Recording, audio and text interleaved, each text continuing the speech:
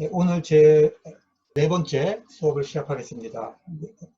핵심 내용은 초창기 개신교 선교의 자유와 초기 선교 활동 부분을 공부하겠는데 두 파트로 나눠서 공부를 하겠습니다. 의료, 교육, 성경, 문서를 첫째 챕터로 하고요. 두 번째로는 연합활동, 선교정책, 독립협회 부분을 공부를 하겠는데 주로 우리가 다루는 시기는 1907년 대부흥운동이 일어나기 전까지 1885년 선교사의 입국부터 1906년 대부흥운동이 일어나기 전까지를 공부하겠습니다. 먼저 처음 파트에서 우리가 다룰 것은 교파 선교사들이 입국하는 이야기입니다. 미국의 다양한 교파들, 또 영국, 캐나다, 호주 이런 여러 나라에서 이제 교파 선교사들이 들어오고 의료와 교육 선교는 고종의 윤허를 받은 것이기 때문에 합법적으로 선교 활동을 할 수가 있었습니다. 그러면서 선교사들은 조심스럽게 직접 전도 활동을 이제 모색을 하게 됩니다. 그러면서 이제 공동으로 성경 번역을 하게 되는데 로스 번역은 신약 번역, 신약까지밖에 번역이 되어 있지 않았습니다. 그렇지만 로스 번역은 너무 평안도 사투리가 많아서 이 남쪽 사람들이 읽고 쓰기에 너무 이제 힘이 든 그런 성경이었습니다. 이수정 번역도 있었지만 마가밖에 없었고 대중적이지 않았어요. 그래서 선교사들은 조금 더 보편적이고 대중적인 표준어에 근거한 성경을 번역해야 될 필요성을 긴박하게 느끼고 있었습니다. 그래서 언더우드 아펜젤러를 중심으로 성경 번역을 이제 시작을 하게 됩니다. 그러면 한국에 이제 구석구석 전국적으로 이제 교회를 세우고 복음을 전한 사람들이 누구였을까? 우리가 이제 선교사라고 생각하기 쉬운데 선교사들은 그렇게 깊숙한 곳까지 들어가서 복음을 전하기가 어려웠습니다. 언어의 한계도 있었고 문화적 한계도 있었고 또 한국인들의 거부감도 컸죠. 그래서 권서를 이제 선교사들이 이제 권서를 통해서 복음을 전하게 되는데 권서라고 하는 분들은 성서공회가 이제 월급을 이제 주면서 또 이 권서들은 성경을 팔러 다니면서 전국 방방곡곡에 이제 복음을 전하는 사람들이에요. 근데 이 권서는 누구의 감독하에 있었냐면 선교사들의 감독하에 있었습니다. 그리고 전도부인들은 이제 여자 권서라고도 부르는데요. 여자 선교사의 감독하에서 성경을 팔고 복음을 전하는 그런 역할을 했던 분들입니다. 그러니까 한국 초대교회에 복음을 전하고 교회를 세우는 가장 핵심적인 역할을 했던 분들이 바로 이 권서 전도부인들입니다.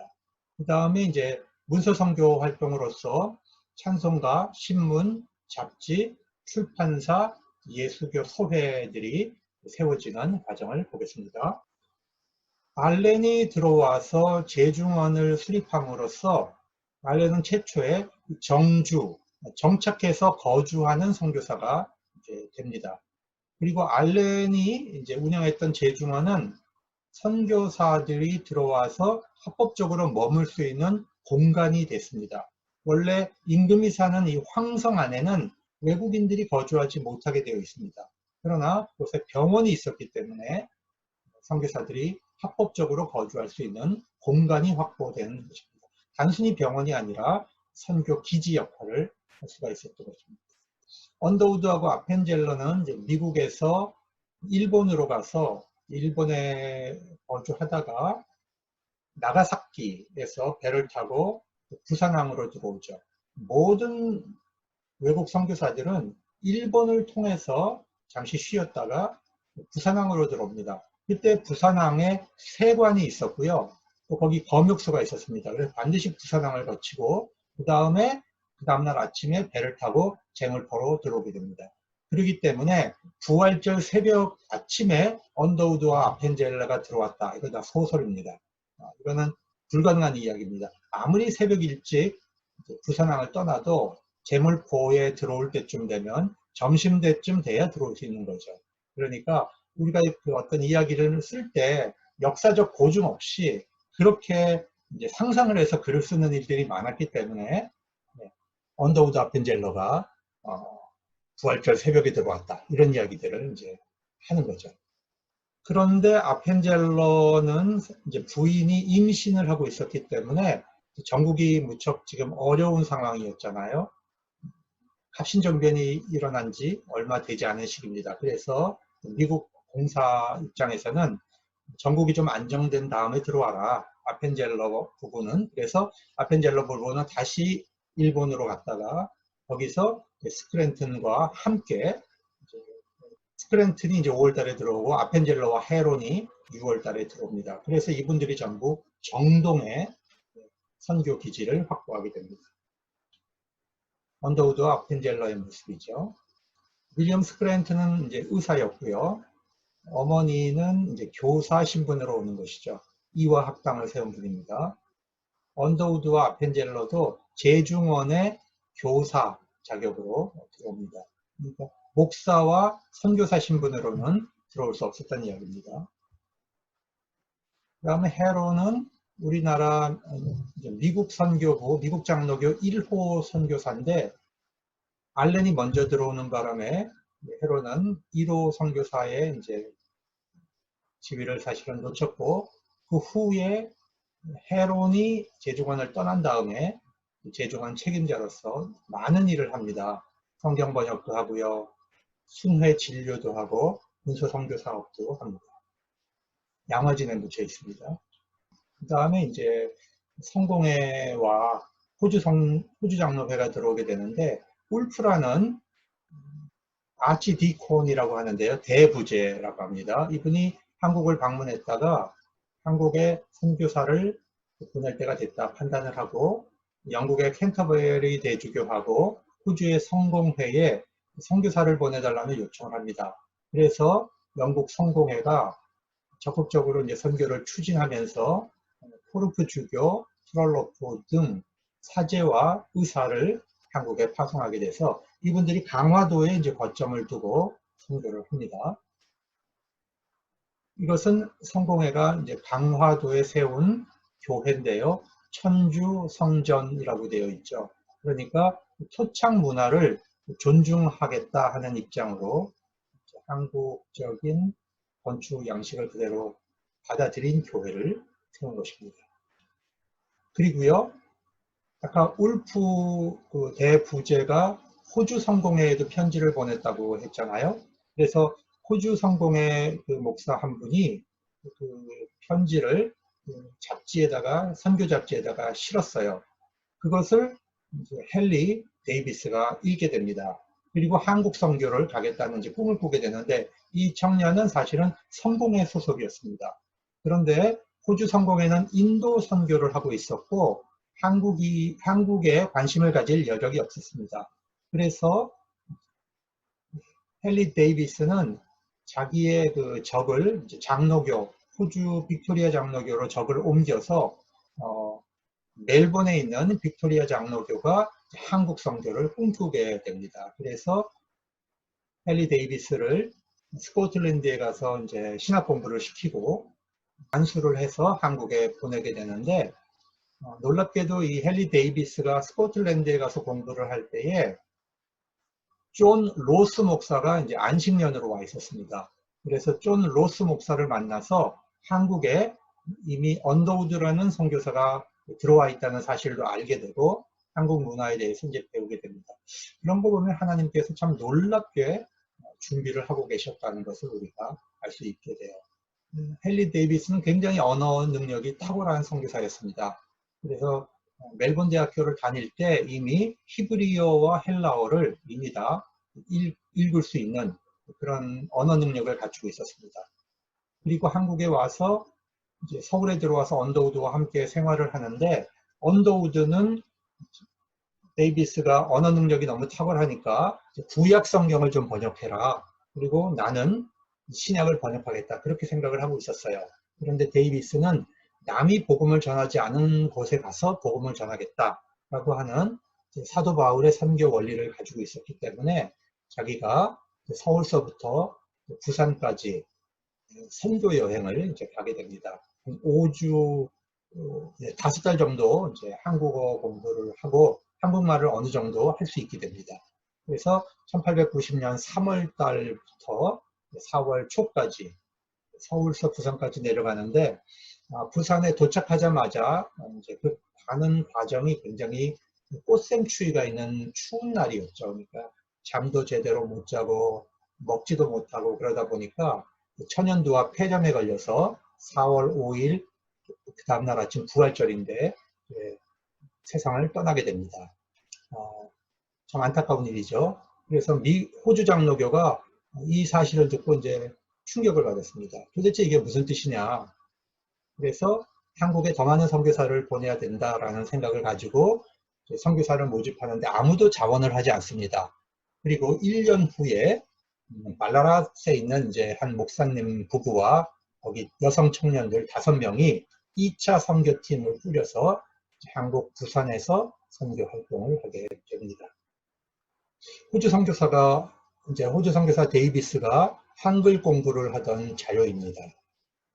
여러분 얼마나 공부를 열심히 했습니까? 하나님 일을 하려면 공부를 해야 됩니다. 여러분 공부를 해야 되겠어요? 안 해야 되겠어요? 자, 데이비스의 일기에 그려져 있는 자기가 현지 답사했던 이제 지도인데요. 서울 정동에서 출발해서 과천까지 하루길이 걸렸습니다. 30리죠. 과천에서 자고, 과천에서 출발해서 수원까지 40리길 걸려서 하루 자고, 수원에서 대황교라고 하는 곳에 가서 또 있다가, 이 능소는 사도세자의 능이 있는 곳입니다. 정조 임금의 능이 있죠. 그쪽까지 갔다가 다시 이제 용인으로 35리길을 오고 하루 자고, 그 다음에 너더리, 지금의 판교입니다. 이 너더리가 널다리죠. 널다리, 판교입니다. 그리고 이제 서울로 돌아오는 요 이제 답사 여행을 하고 경험을 쌓고 이제 부산으로 내려가게 됩니다. 그 다음에 이제 남장로교 선교사들이 들어오는 과정을 살펴보겠습니다. 그 당시 언더우드가 이제 미국에 안식년을 가 있었고, 윤치호는 갑신정변 이후로 중국으로 도망을 갔다가 중국에서 미국에 유학을 가게 됩니다. 이때 이제 미국에서 신학생 선교연맹 대회가 크게 열리고 있었는데, 이때 언더우드와 윤치호가 강사로 초대를 받아서 강연을 합니다. 그 강연을 들은 남장로교 신학생들이 이제 한국 선교에 불이 붙기 시작을 했습니다.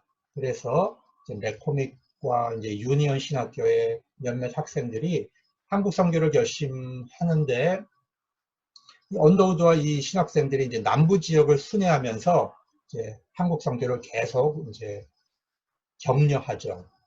여러분 이때 이제 남장로교 선교부는 선교를 보낼 이제 자원이 별로 없었습니다. 그래서 언더우드와 친구들이 3,000불, 언더우드의 형 존 언더우드가 2,000불 이렇게 남장로교 선교부에 헌금을 해서 7명의 선교사를 한국에 보낼 수 있게 됩니다. 1892년에 남장로회 선교사가 들어옵니다. 7분의 선발대죠. 이분들의 무덤의 일부가 이제 전주에 있는 예수병원 그 동산에 이제 있고요. 또 일부는 광주 호남신학대학교 동산에 무덤이 있습니다. 그 다음에 이제 남감리회에 대해서 말씀을 드리겠습니다. 윤치호는 갑신정변 이후로 이제 상해로 탈출을 해서 중서서원이라고 하는 남감리회가 세운 학교에서 공부를 했는데, 그 당시에 굉장히 방탕한 생활을 했습니다. 그러다가 회심하고 예수를 믿게 됩니다. 워낙 탁월한 사람이어서 그 중서서원의 이제 교장이었던 선교사가 추천서를 써서 미국 에모리 대학에 가서 이제 대학 공부를 하고 밴드빌트에 가서 이제 신학을 공부합니다. 물론 안수를 안 받았기 때문에 평생을 이제 평신도로 살았죠.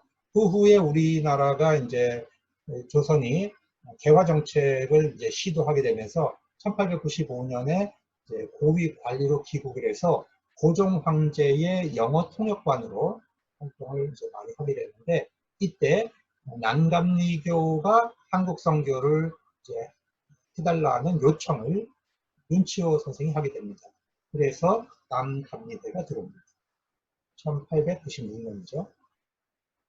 그 다음에 이제 캐나다 장로회가 들어오게 되는데요. 바로 그 직전에 캐나다에선 주로 YMCA 실업인들이 자기들이 이제 돈을 모아서 선교사를 개인적으로 파송을 합니다.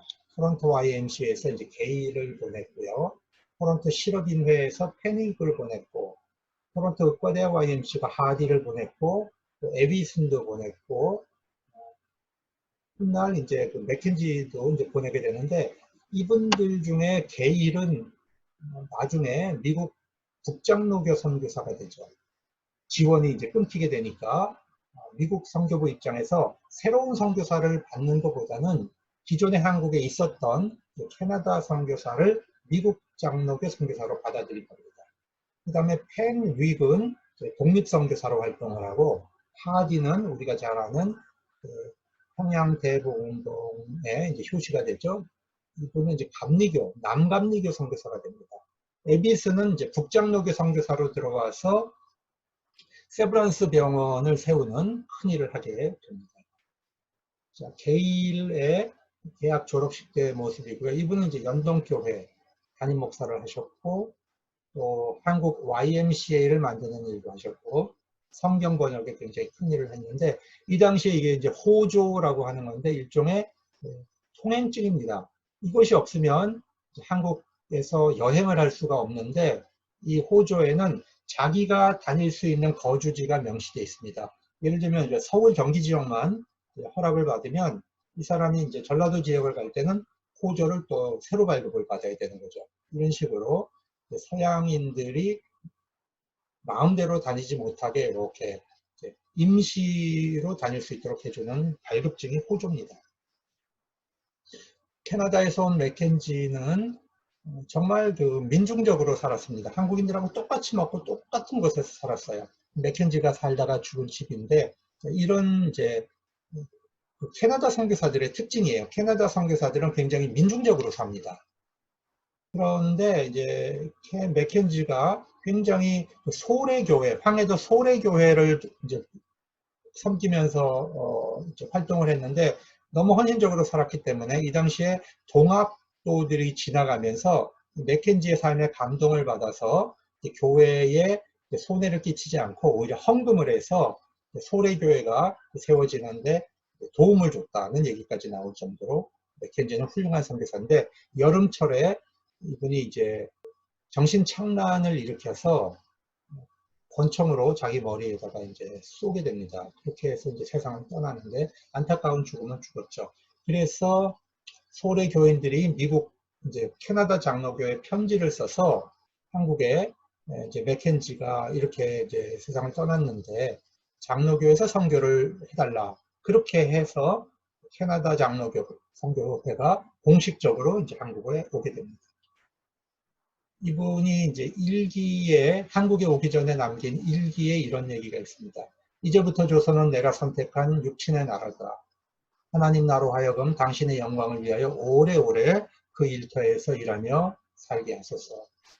심판의 날 공중에서 큰 나팔 소리가 들릴 때까지, 주님 오실 때까지 나의 뼈가 그곳에 묻혀 있게 하소서 하는 감동적인 일기를 남겨놨습니다.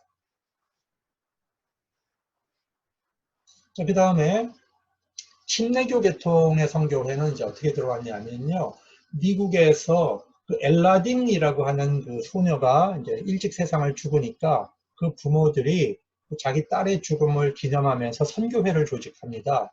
그렇게 해서 선교팀을 보내서 부산과 공주에서 활동을 했는데, 이제 그 비용이 너무 들어가니까 지속할 수가 없어서 1900년에 사업을 중단하고 그 모든 사업을 펜윅 선교사에게 이양을 하게 되죠.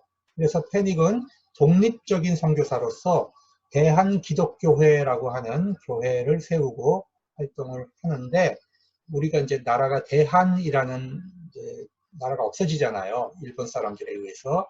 그래서 그것을 동아기독교라는 이름으로 바꾸고 활동을 합니다. 그런데 이제 이분이 침례교 계통의 선교회를 이양받았기 때문에 훗날 이 동아기독교는 한국전쟁 당시에 미국 침례교와 손을 잡고 한국 침례교로 바뀌게 됩니다. 공주에 있었던 동아기독교 교회인데요. 이제 왼쪽에 있는 큰 분이 페닉 선교사입니다.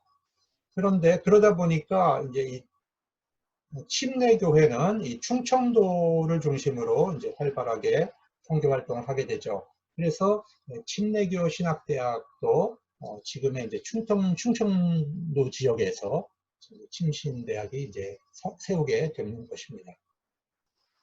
그 다음에 이제 성결교회가 어떻게 세워졌나 보겠습니다. 성결교회는 선교사가 세우지 않았고 어떤 면에서 이제 자생적으로 생겨났는데요. 타우만과 킬보른이라고 하는 이제 미국 선교사가 일본에 이제 와서 선교 활동을 했습니다. 이분들은 동양 선교회 오리엔탈 미션 소사이어티 OMS라고 하는 이제 선교회를 만들어서 일본 선교를 이제 하게 됩니다. 일본의 동경 성서 학원을 세웠는데 이제 한국에서 일본에 가서 공부하던 김상준 정빈이 이분들의 전도를 받아갖고 이제 동경 성서 학원을 졸업을 하고 한국에 들어옵니다. 그렇게 해서 이분들은 교단을 세우지 않고 우리가 복음만 전하겠다. 그런 뜻을 갖고 처음에 활동을 시작을 한 거예요. 그런데 무교동에 이제 동양선교회 복음전도관을 이제 세우게 됩니다. 왜 그러냐면 점점 많은 사람들이 김상준 정빈 주변으로 모여들게 되니까 자연스럽게 예배 처소가 형성이 되는 거죠. 그래서 1921년에 가서 조선예수교 동양선교회 성결교회라고 하는 교회를 세우게 되면서 공식적인 교단이 만들어지고요. 활천이라고 하는 교단 잡지를 발행하고 사중복음을 이야기하게 됩니다. 여기서 이제 사중복음이라고 하는 건 중생, 이 중생은 이제 회심을 해서 거듭나는 것을 말하죠. 그리고 나서는 거룩한 성결된 삶을 살아야 된다. 그것을 주장을 했고, 그리고 우리의 영혼만 이제 중생을 해서 구원받는 게 아니라 복음은 우리의 몸의 치유까지도 감당하신다. 그래서 신유를 주장을 했고요. 주님이 오시는 것도 복음이다. 재림. 그래서 사중복음은 중생, 성결, 신유, 재림이라고 하는 이런 이제 독특한 교리를 이제 확립을 하고 성결교회는 한국에서 굉장히 큰 교단으로 성장을 하죠. 그래서 장감성 이런 말을 하게 되는데 장로교, 감리교, 성결교회가 초창기에 일제시대에 이제 많이 성숙하게 됩니다. 이것은 무교동에 세웠던 동양성교회에 그 다음에 구세군이 이제 어떻게 들어왔을까요? 구세군은 1908년에 이제 호가드라고 하는 분이 정령, 일종의 한국을 대표하는 구세군을 대표하는 이제 사령관이죠. 이분이 이제 들어왔고 세문안에 이제 본부를 설치하는데 세문안교회 옆에 지금도 구세군 본부가 있습니다. 그 다음에 구세군 사관학교는 과천에 있습니다. 과천교회 뒤쪽에 산속에 구세군 사관학교가 있습니다. 구세군은 이제 주로 사회 사업을 통해서 복음을 전했는데요. 고아원 사업이라든지 어린 숙박시설, 그리고 우리가 잘 알고 있는 이제 자선 낭비는 1928년부터 시행되게 됩니다. 지금까지 들어왔던 개신교 선교의 특징을 좀 살펴보겠습니다. 다양한 교파 교회들이 전래가 됐습니다. 그래서 한국 교회는 굉장히 교파주의가 강한 개신교가 설립이 됐고, 그러다 보니까 상대적으로 분열에 약한 특징이 이제 생기죠. 국가교회는 장점이 이제 통일성이 있습니다. 그래서 다양한 신학적 이제 차이가 있어도 그것이 이제 통일시켜서 국가교회들은 이제 한 목소리를 내는 그런 특징이 있죠. 그리고 굉장히 그 전례, 예전 이런 것을 굉장히 강조하는 것이 국가교회의 또 특징이고요. 국가교회의 단점이 있다면 이제 개인의 신앙 양심의 자유라고 할까요? 이제 이런 부분들이 조금 이제 제약되는 부분이 있지만 국가교회는 국가교회대로 이제 장점이 있는 특징이 있습니다. 그리고 이제 한국 개신교회의 특징은 한국의 구도자들이 굉장히 적극적으로 기독교를 수용했다는 것을 우리가 알 수가 있습니다. 성결교 같은 경우를 보더라도 한국인들이 적극적으로 한국에 들어와서 복음을 전하면서 교단으로 발전하는 것을 보게 됩니다. 장로교, 감리교 물론이죠. 구세군 안식교 등도 한국인들의 구도 행위를 통해서 선교사를 이제 파송해달라는 요청을 하게 되고 그렇게 해서 이제 선교가 이루어지는 그런 모습을 보게 됩니다. 지금까지가 이제 선교사들의 입국, 이제 교파 교단의 입국을 우리가 이제 살폈는데요. 자, 의료 선교를 보겠습니다. 장로교 병원은 이제 물론 제중원입니다. 그 제중원이 있었던 정동은 양반들이 살잖아요. 그래서 주로 민중들이 접근하기가 굉장히 어려웠습니다. 그래서 이제 제중원을 남대문에 있는 구리개 지역, 그러니까 지금의 어디냐면 그 서대문, 그러니까 서울역 맞은편에 있는 지금 이제 남대문 경찰서가 있는데 그 뒤편으로 남대문 교회가 있어요. 그 지역으로 이제 제중원을 확대해서 옮기게 됩니다. 그리고 정부가 이제 국가병원을 운영할 재정이 점점 어려워지니까 국장로교가 병원을 이제 인수하게 되고 세브란스라는 미국의 이제 석유회사 중역인데요. 이분이 이제 세 차례에 걸쳐서 15,000불의 기부를 받습니다. 에디슨이 미국에 가서 이제 설교를 하게 되는데 세브란스가 감동을 받아서 헌금을 내놓게 되죠. 그 돈을 가지고 세브란스 병원을 세우게 됩니다. 그리고 1908년에 7명의 의사를 배출해서 자 이제 의사가 나오니까 의료 사역이 확대가 됩니다. 서울뿐만 아니라 평양, 선천, 재령, 대구, 대도시를 중심으로 병원이 세워지고 위생교육을 하고 예방접종을 하게 되면서 사망률이 급속히 감소하게 되는 그런 결과를 가져옵니다. 에디슨 박사와 세브란스 씨의 모습입니다. 이것은 세브란스 병원의 모습인데요. 병원의 그 창문이 굉장히 크죠. 유리창이 큰 것은 햇볕이 많이 들어와야 살균이 될 수 있기 때문에 병원 창문을 굉장히 크게 처음 졸업한 7명의 의사인데요. 자, 이쪽 맨 오른쪽에 있는 의사의 이름이 박서양이라는 사람인데 이분은 백정의 아들이죠. 백정 박성춘 씨의 아들입니다. 훗날 독립운동에도 크게 기여를 합니다. 그 다음에 이제 여자 의료팀이 들어오는데 처음에 장로교 여성 의료팀은 이제 멜러즈라는 이제 여성이 들어오는데 여성 간호사라고 소개가 돼서 민왕후의 시의가 됐는데 사실상은 의과대학을 졸업하지 못한 분이에요. 그래서 의사는 아닙니다. 그런데 선교사들이 좀 거짓말을 했던 것 같아요, 그 당시에. 자, 그 후에 이제 릴리아스 홀튼이 진짜 의사인데 이분이 들어와요. 그래서 언더우드와 결혼을 하게 되는데 언더우드보다는 굉장히 나이가 연상입니다. 한 9살 정도 연상인데 현지에서 결혼 파트너를 찾는 것은 쉬운 일이 아니죠. 언더우드는 총각이었고 이제 홀튼 의사는 굉장히 이제 좀 나이가 있는 이제 싱글이었습니다. 그래서 현지에서 이제 자체 조사를 하는 일이 일어난 거죠. 그러니까 누가 한국에 어떤 여성이 언더우드와 결혼하기 위해서 한국까지 오겠습니까? 그렇기 때문에 주시는 대로 받아야 됩니다. 그 다음에 감리교 의료사역을 보겠습니다. 스프랜튼 의사가 정동에서 함께 제중원에서 활동을 하다가 이제는 국립병원인 제중원이 아닌 민중을 치유하기 위한 민간병원을 세우게 됩니다. 그래서 100불 써서 시병원이라고 하게 되고요. 그 안에서 최초로 이제 여성병원이 생겨요. 그 여성병원 이름이 보구여관인데 이게 이제 여성을 보호하고 구제하는 여관이다. 그런 이름이죠. 왜 그랬겠어요? 남자 의사들에게 한국 여성들이 자기 몸을 보일 수가 없죠.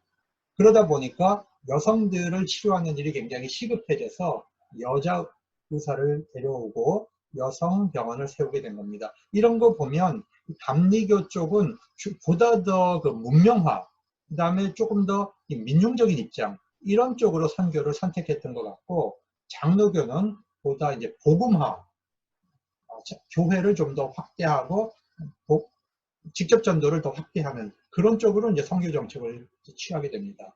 그래서 감리교는 조금 이제 문명화가 좀 더 빨리 추진을 하고, 장로교는 이제 복음화를 더 빨리 추진하는 그런 특징이 있습니다. 그리고 이제 보부여관의 책임자로 로제타 홀이 오게 됩니다. 그리고 스크랜튼 의사는 병원을 이제 정동에서 이제 운영을 하다가 민중들이 많이 모이게 되는 이 남대문 지역에 상동으로 옮기죠. 그래서 거기에 이제 상동병원이 쓰게 되는 거고, 상동교회가 쓰게 되는 거고, 그 자리가 이제 나중에 상동백화점도 이제 쓰게 됩니다. 그러니까 초창기에 민중들에게 가장 빠르게 다가갈 수 있었던 것은 바로 의료사역이었습니다. 아픈 사람이 가장 절실하잖아요. 그 다음 이제 교육사업이 되는 것입니다.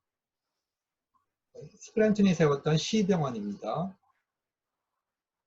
그리고 이제 정동에서 이제 상동으로 옮겼죠. 남대문 지역으로 옮긴 병원의 모습입니다. 여성을 돌봤던 이제 보구 여관이 모습입니다. 그리고 이제 한국에 왔던 이제 감리교 선교사 중에 굉장히 탁월했던 분인데, 제임스 홀, 로제타 홀 둘 다 부부가 의사인데, 제임스 홀은 이제 평양 선교를 개척하러 갔습니다. 그리고 평양에서 선교하다가 이분이 이제 전염병에 걸려서 죽게 되는데, 그래서 양화진에 묻힙니다. 로제타 홀은 남편을 잃고 자기가 이제 그 당시에 둘째 아기, 딸을 임신하고 있었어요. 그래서 미국에 가서 아기를 낳아가지고 다시 한국에 옵니다. 그래서 일평생을 한국의 이제 지금의 이제 이화여자대학병원을 되는 거죠. 그 이제 그 보부영환을 이제 섬기는 일을 했고, 또 맹인 교육을 이제 처음 이제 시도를 했고, 간호사와 의사들을 굉장히 많이 배출을 해서 훌륭한 일을 하셨던 분입니다. 로제타가 이제 미국에 갈 때 김점동이라고 하는 이제 여자 조수를 그 박유산이라고 하는 남편의 조수였던 이 사람과 결혼을 시켜가지고 두 부부를 미국에 데려갑니다. 그래서 김점동을 의과대학을 이제 보내서 우리나라 최초의 여자 의사를 만들어서 이제 한국에 데려오죠.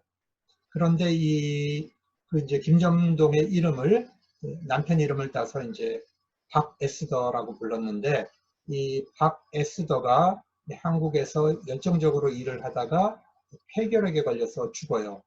그 전에 물론 남편 박유산도 폐결핵으로 죽습니다. 그러다 보니까 이제 로제타 홀의 아들 셔우드인데, 이 셔우드가 자기가 이제 가족과 같았던 이제 박유산도 폐결핵으로 죽고, 자기의 이제 이모와 같았던 에스더도 폐결핵으로 죽으니까 자기도 의사가 되겠다고 결심을 합니다. 그래서 이제 우리나라 최초의 결핵병원을 세우게 됩니다. 셔우드 홀 박사가. 이분이 이제 닥터 셔우드 홀이고요. 그분과 함께 왔던 이분도 의사인데 메리안 홀의 모습이죠. 그래서 이제 황해도 해주에 우리나라 최초의 이제 폐결핵 병원을 세우게 되는데, 보통 이제 결핵을 치유하려면 재정을 마련해야 되니까 크리스마스 시를 발행하잖아요. 그런데 셔우드는 우리나라에서 이제 태어났기 때문에 그 정신 구조 자체가 조선 사람입니다. 자기를 조선으로 인식을 하는 거예요. 그래서 크리스마스 시를 도안해 갖고 갈 때 거북선을 도안을 해가지고 크리스마스 시일에 내달라고 총독부를 찾아갑니다.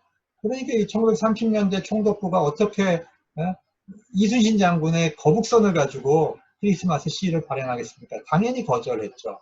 그래서 이분이 택한 게 남대문을 크리스마스 시일의 도안으로 택한 겁니다. 그래서 우리나라 최초의 크리스마스 시일의 도안은 남대문이, 숭례문이 그려져 있는 겁니다. 그런데 이 숭례문을 술 먹고 세상 참 험하다고 불을 지른 사람이 없나? 또 그 남대문을 재건하는 과정에서 정부 돈을 띄어먹고 러시아산 소나무를 가지고 이 남대문을 다시 복구하는 이런 사람들이 이제 우리나라에 생기고 있는 거예요. 그러니까 정신이 다 죽은 거죠. 돈밖에 모르는 거죠. 왜 우리나라가 이렇게 됐을까요? 그것은 역사와 정신을 가르치지 않고 제바로 나라의 정기를 세우지 못했기 때문에 돈만 아는 그런 사람들이 양성되게 된 것입니다. 안타까운 일이죠. 역사 교육을 바르게 해야 나라가 바로 잡히는 겁니다. 그리고 이제 교육 선교를 보겠습니다. 언더우드 아펜젤러가 입국한 직후에 이분들은 이제 교사로 왔으니까요. 2명에서 3명씩 아이들을 모아서 영어 교육을 하게 됩니다. 그러다가 배제 학당을 세우죠. 아펜젤러가. 그래서 감리교는 아까도 얘기했지만 이제 문명화를 통해서 선교를 했다 그랬죠. 그래서 최초의 세례받는 사람이 배제학당 학생 중에서 나오게 됩니다. 이 현판, 배제학당이라는 현판은 고종 황제가 직접 써서 내려준 것이죠.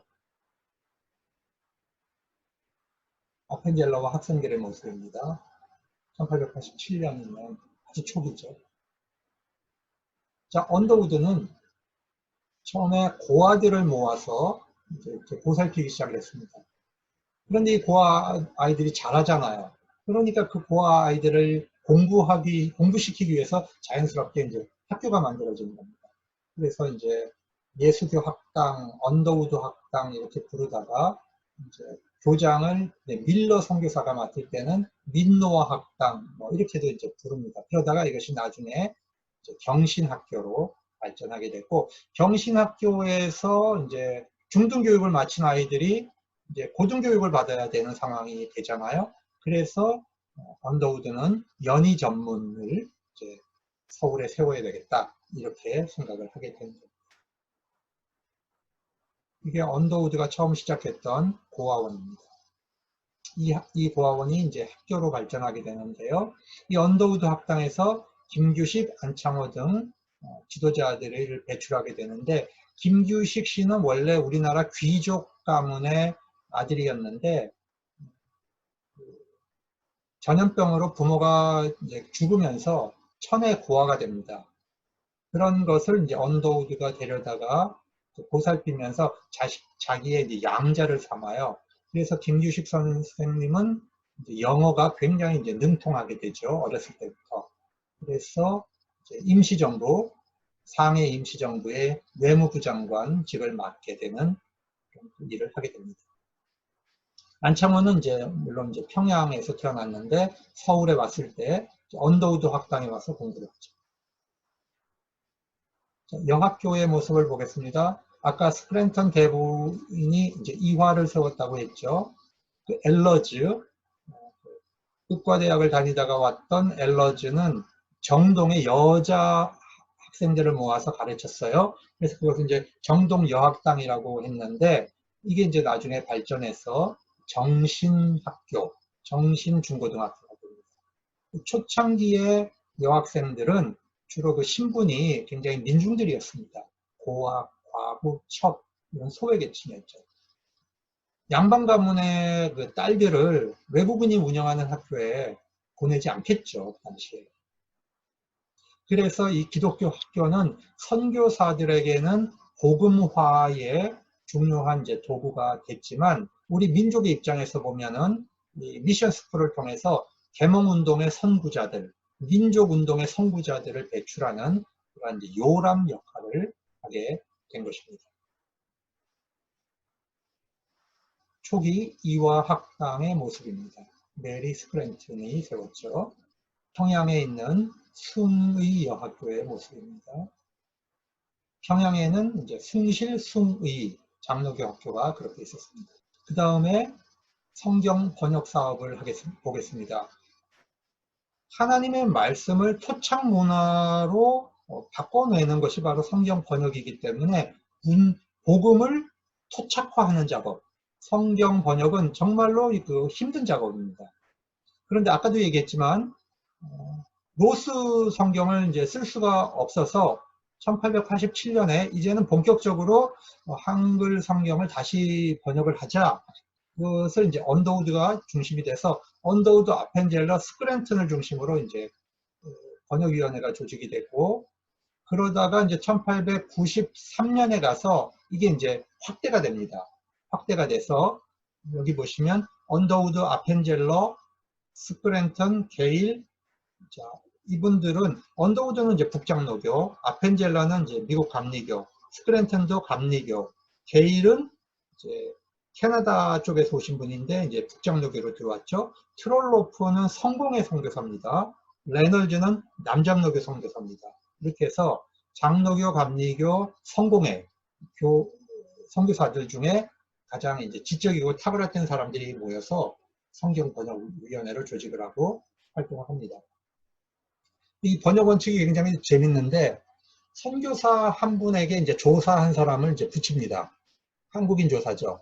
그러면 이제 두 사람이 번역 작업을 해가지고 모입니다. 다른 선교사들 이제 번역위원회가 이제 모이죠. 그러면 토론을 하고 의논을 해서 한 구절씩 통과를 시키는 겁니다. 통과시킬 때 3분의 2가 찬성을 하면 그 한 구절이 통과되는 거예요. 그러니까 한 구절씩 통과시켜 나가니까 성경 번역 작업이 얼마나 오랜 시간이 걸리겠습니까? 그러나 상대적으로 성경 번역은 굉장히 꼼꼼하고 굉장히 확실하게 번역이 된 거죠. 그러나 오랜 시간이 걸쳐서 성경 번역이 이루어진다는 것이죠. 그리고 선교사들은 그 외에도 전도도 해야 되고 다른 선교 사역이 많았기 때문에 이 번역 작업이 굉장히 고되고 힘든 작업이었습니다. 그래서 이제 시험 역본이 1895년에 마태, 마가, 요한 사도행전이 출판이 돼서 사용을 일단 해보는 겁니다. 그리고 의견을 다시 거치죠. 1900년에 가서 이제 1896년에 가서 이제 청일전쟁 끝나고 한국에 이제 기독교인들이 막 늘어나니까 성경에 대한 요구가 굉장히 많아집니다. 그래서 급하게 신약 성경을 이제 출간을 해야 됩니다. 그래서 이제 공식 공인되지 않은 성경을 일단 신약 성경을 찍어요. 1900년도에. 그러다가 1906년에 가서 공인된 신약 성경이 나오는데, 여러분 생각을 해보십시오. 1907년 대부흥운동이 일어나잖아요. 이때는 한국교회가 구약 성경 없이 신약만 가지고 예수를 믿고 복음 전했다. 우리가 이제 그렇게 알면 되겠습니다.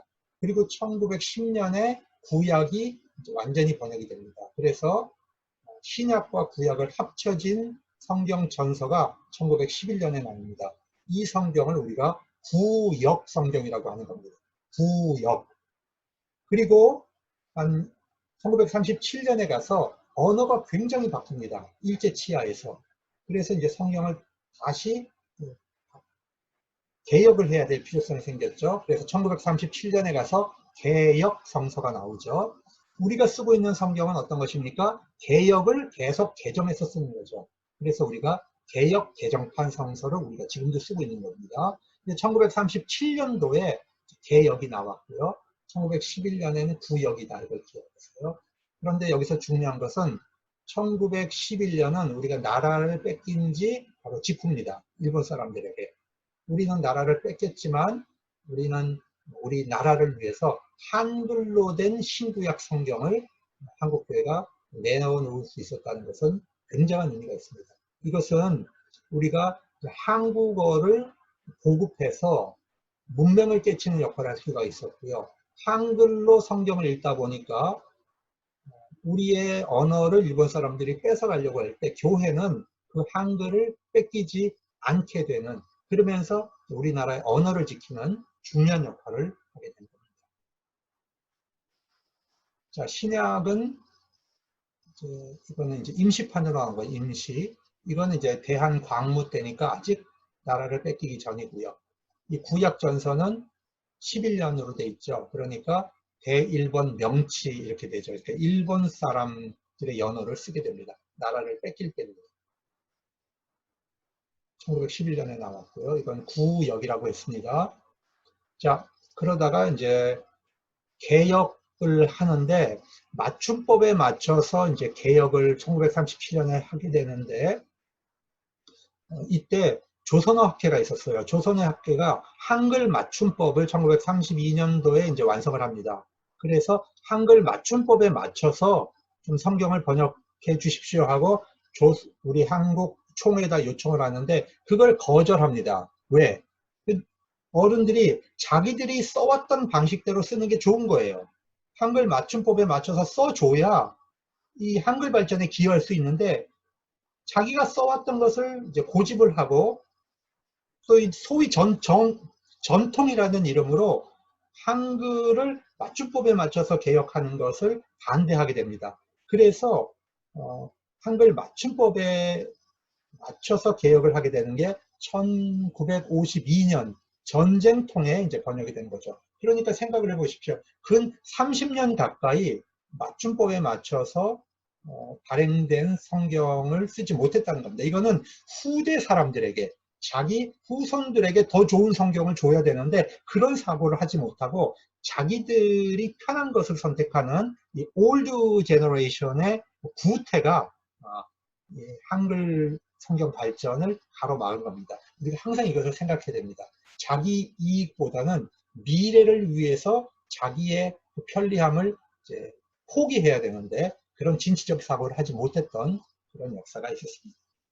우리가 처음에는 이제 하나님 이름을 뭘로 해야 되느냐, 이것이 선교사들 사이에 굉장한 논쟁이었습니다. 1894년에서 1905년까지 신명, 하나님 이름에 대한 논쟁이라고 부릅니다. 처음에는 이제 중국 성경에는 천주라고 되어 있었습니다. 그리고 로스 번역은 하느님, 하나님을 썼죠. 그리고 이수정 번역은 신을 썼습니다. 그냥 신이라고 썼습니다. 그러면 어떻게 번역을 해야 되느냐? 우리 기독교 신앙에서 가장 중요한 하나님의 이름을 어떻게 번역을 해야 한국인에게 가장 정확하게 전달이 될 수 있겠는가? 이것은 이제 굉장히 중요한 문제잖아요. 그러다가 이제 여러 가지 이제 의견이 나왔는데 1900년에 와서 이제 게일 목사님이 하나님으로 쓰자라고 이제 주장을 하게 되는데 그것은 주시경 선생에게 이제 배우게 되는 겁니다. 하나님이 이제 무슨 뜻인지. 자, 우리 한국에는 한이라는 이제 표현이 있습니다. 이 한은 크다, 또 넓다, 밝다, 또 하나. 자, 그래서 여기서 한에서 이제 하나라는 표현도 나오고 이제 또 하늘 이런 표현까지도 다 나오게 되는 거죠. 그렇기 때문에 우리 한국인이 갖고 있는 이제 처음에 하나님의 표현은 아래 하자를 썼잖아요. 하나님이잖아요. 그래서 여기서 하느님도 나오고 하늘님도 나오고 하나님도 나오게 되는 거죠. 원래는 이 하늘은 존재죠. 하늘에 계시는 유일하신 존재 개념이고 이 하나라는 개념은 사실 수적인 개념이잖아요. 그렇죠? 그렇기 때문에 문법적으로 보면 이제 하나라는 숫자에다 님자를 붙이는 건 조금 어색함이 있죠. 그런데 주시경 선생님의 이제 연구에 의하면 한국 사람들이 하나님이라고 부를 때는 이 안에 천상의 유일하신 분이라는 존재의 의미도 있고 한 분뿐이라고 하는 그런 의미도 있다라고 하는 것을 선교사들에게 가르쳐 준 거예요. 게일 선생님에게. 그래서 게일 선생님은 하나님이라고 표현하는 것이 유일신 하나님을 표현하기에 또 유일하신 존재를 표현하기에 굉장히 적합한 용어라고 하는 것을 깨닫게 됩니다. 그래서 하나님을 적극적으로 주장해서 그때부터 선교사들은 하나님을 쓰게 된 겁니다. 그렇다고 해서 하느님을 쓴다고 해서 그것이 잘못된 표현이냐? 그것은 아닙니다. 원래 이 언어에서 온 거기 때문에 원래는 같은 기원을 가지고 있는 겁니다. 그래서 우리가 천주교에서 하느님을 쓰고 천주교는 하느님을 쓰고 개신교는 하나님을 쓴다. 이런 좀 이렇게 수준 낮은 그런 논박이나 싸움은 좀 하지 않았으면 좋겠습니다. 이런 이제 역사 속에서 이제 나타난 하나님의 이해입니다. 언더우드가요, 처음에는 하나님이 샤머니즘의 그 신인 줄 알았어요. 그러면서 언더우드가 한국 종교를 이제 깊이 연구를 해봅니다. 그러면서 이 사람이 이제 깜짝 놀라게 되는 것은 한국에는 그 무당이 있는데 무당도 하나님이 있다는 걸 아는 거예요. 한국인은 누구든지 하나님 개념을 머릿속에 가지고 있다는 거죠. 고려 시대 때부터 가지고 있었다는 거예요. 그러면 이 하나님은 너무 이제 높으신 하나님인데 무당들이 생각할 때도 자기들이 다루는 신은 지상에 있는 이 잡신들만을 이제 다루는 것이지 감히 하늘에 있는 하나님에 대해서는 접근할 수 없는 분이라는 것을 무당들도 알고 있더라는 것이죠. 그리고 한국 사람들은 하나님에 대해서는 어떤 형상도 그리지 않고 어떤 형상도 만들지 않는다는 것을 알게 된 겁니다. 그러니까 한국 사람들이 갖는 하나님 개념은 성경에 나타나 있는 유일신 하나님에 대한 것과 굉장히 가깝게 통하는 그런 개념이 있는 겁니다. 그리고 스님들도 길을 가다가 이렇게 어디 다리에서 딱 미끄러지면 부처님 하기보다도 그냥 하나님이 탁 튀어나오는 거예요. 그래서 이 하나님 개념이 정말 한국 사람들에게는 중요한 개념이구나 하는 것을 이제 언더우드가 깨닫고 그때부터 이제 하나님을 사용하는 것을 이제 동의하게 됩니다. 우리가 이제 성경 번역을 한글로 했다는 것이 어떤 의미가 있을까? 나라 이름 민족에게 성경 전체를 이제 내놓을 수 있었다는 거죠. 근데 우리가 한글 창제 이후로 한글이라는 건 굉장히 무시당하던 언어였잖아요. 그런데 이 무시당하는 언어로 이제 성경에서 기독교에서 중요하게 여기는 하나님의 말씀인 성경을 번역했다는 것. 이거는 이제 굉장히 큰 사건이죠. 그래서 이제 성경 번역 자체가 민중계층을 이제 겨냥한 번역을 했다는 것입니다. 언더우드는 이런 얘기를 하는데 무식한 사람도 이해할 수 있도록 문체를 간결하고 이제 식자층 마음에 들도록 깔끔하게 이제 순수하게 추구했다. 이런 자기들의 원칙을 이렇게 얘기하고 문명 퇴치에 엄청나게 기여를 합니다. 문명 퇴치에. 그러니까 한국 성경을 사랑하는 교회는 자연스럽게 한글을 통해서 민족을 사랑하는 교회로 이렇게 연결될 수가 있었어요. 자, 이거 보시면 언더우드가 1891년에 이제 쓴 글인데 여기 보면 상제라고 썼지 않았습니까? 하나님 쓰기를 싫어한 겁니다. 이때만 하더라도. 그래서 상제 써놓고 이 상제의 뜻을 밑에다가 해석을 했어요. 이 두 글자는 일상 임금제니 주장하시는 이 더 높은 이 없다는 말이니 이는 여호와라. 이렇게 상제라고 써놓고 그게 여호와라고 이제 줄을 달았죠. 하나님 쓰기를 싫어했던 겁니다. 아까 말씀했던 것처럼. 자, 이거는 전도지인데요.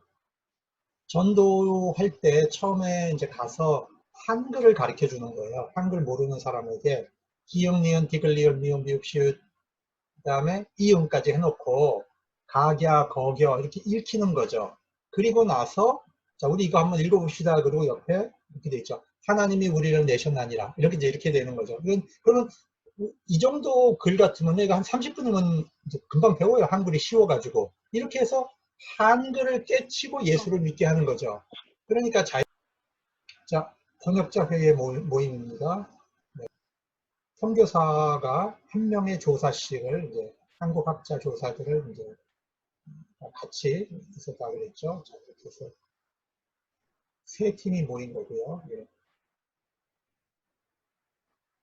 그 다음에 아까도 얘기했지만 복음을 전하는 뿌리까지 복음을 전하는 사람들은 권서와 전도 부인입니다.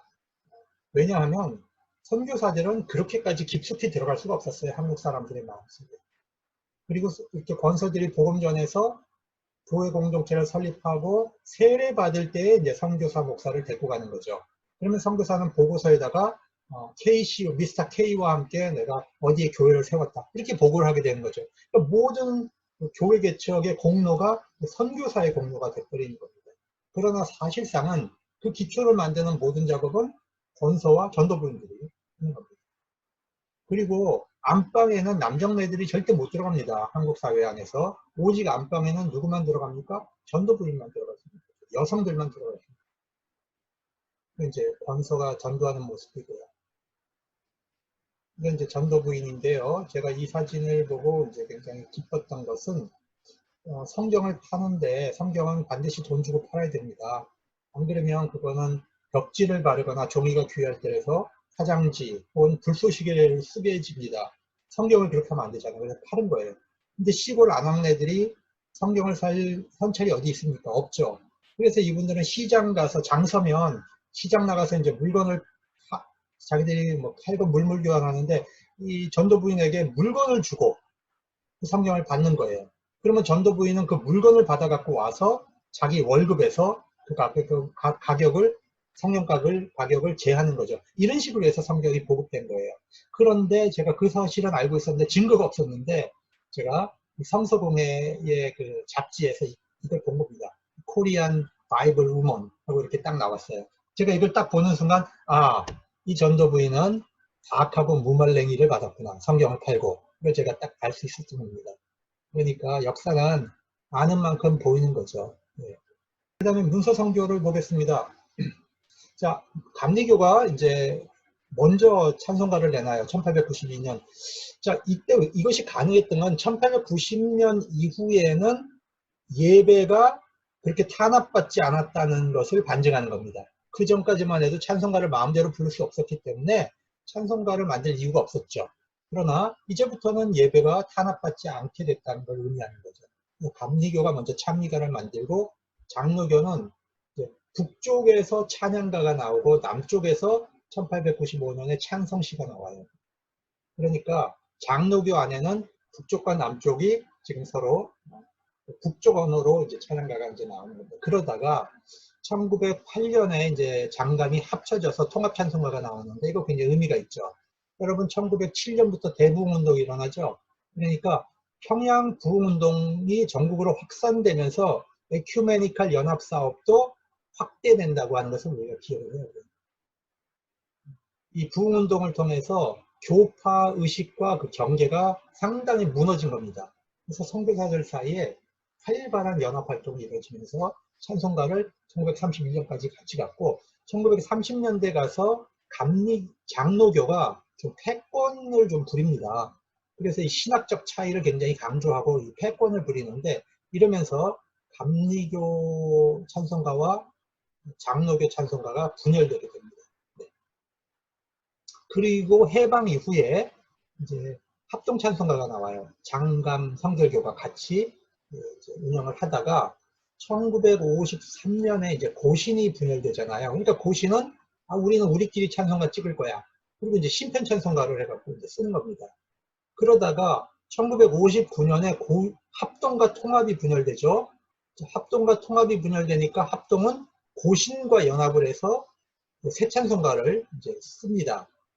그래서 합동과 고시는 새 찬송가를 쓰고 그 다음에 이제 에큐메니컬 진영에 있었던 기장, 통합, 감리교, 또 성결교 여기는 개편 찬송가를 이제 쓴 거죠. 그러다가 1893년에 가서 통일 찬송가가 이제 연합으로 나오고 2006년에 이제 지금 우리가 쓰고 있는 찬송가가 나옵니다. 찬송가의 역사는 어떤 면에서 교단 분열의 역사하고도 이제 맞물려 있습니다. 지금 우리가 부르고 있는 이 애국가가 사실은 이제 감리교의 찬미가 안에 이제 들어 있었던 것입니다. 그래서 이걸 누가 썼느냐, 누가 작사했느냐, 이제 이 부분에 대한 논쟁이 있는데, 윤치호설과 안창호설 두 개가 지금 이제 대립해 있습니다. 지금은 이제 아닉테의 곡에다가 이걸 붙였지만 옛날에는 이제 올드랭이라고 하는 그 민요, 웨일즈 민요인가요? 거기다 붙였죠. 그래서 동해물과 백두산이 마루로 날고 그 곡조에 맞춰가지고 붙여서 불렀습니다. 초창기에는 멀리 멀리 갔더니 고나고 처량하며 우리가 이렇게 대면 수업을 하면서 같이 좀 불러야 되는데 대면을 못해서 슬프고도 외로워 정처 없이 다니니 이 작사가 나오는 시기가 참 중요한데 1905년 러일 전쟁 당시라는 거예요. 그럼 한번 생각해 보세요. 전쟁 북쪽에서 러시아와 일본이 국제전을 하는 거예요. 북쪽 그 평양 땅에서. 얼마 전엔 또 청일전쟁을 했어요. 자, 이 주권이 무너진 나라니까 이건 뭐 그냥 개나 소나 들어와가지고 남의 나라에서 전쟁을 벌이고 있는 상황인데 이 국민들이 얼마나 불쌍합니까? 피난 가고 정든 땅 다 뺏기고 죽어나가고 이런 상황에서 이 찬송가가 나온 거죠. 멀리 멀리 갔더니 고나고 처량하며 슬프고도 외로워 정처 없이 보느니 이런 상황에서 누구를 의지하겠어요? 예수 예수 우리 주 이렇게 되는 거죠. 그래서 이 전쟁통에 교회가 성장하는 겁니다. 전쟁통에 교회가 성장하는 거예요. 우리가 이제 이거 부를 때 여러분 이 찬송 부를 때 아 선조들이 이런 분위기로 불렀구나 이걸 여러분이 좀 생각을 하고 부르시면 찬송가의 맛이 더 나겠죠. 다니다가 쉬일 때 혼자 갑갑할 곳에 홀로 있게 마시고 길이 보고 가소서. 짠합니다. 그리고 언더우드가 만든 찬송가는 이 이제 4부 악보가 들어가 있습니다. 4부 악보가. 그래서 여기 보시면 거룩 거룩하다 전능하신 상주 이렇게 돼 있죠. 아직도 이제 하나님을 안 쓰고 있는 건데 언더우드가 만든 찬송가 안에 번역이 이제 이렇게 돼 있는 것입니다. 자 이제 연합 찬송가가 나왔습니다. 자, 그 다음에 우리 이제 신문의 역사를 한번 보죠. 감리교의 언더우드 아펜젤러가 조선 그리스도인 회보를 이제 찍었어요. 한 달 후에 언더우드도 그리스도 신문을 찍습니다. 이렇게 해서 장로교와 감리교가 이제 교회 기독교 신문을 이제 낸 겁니다. 그런데 이 신문 안에는 기독교 진리 전파만 들어간 게 아니라 민중 계몽, 그 다음에 선진 문물 이런 것들을 계속 소개를 했어요. 그래서 이 두 사람이 만드는 신문을 정부에서도 받아볼 정도로 이 신문이 굉장히 근대를 알리는 역할을 한 겁니다. 그러다가 1905년에 가서 이 두 신문이 합쳐집니다.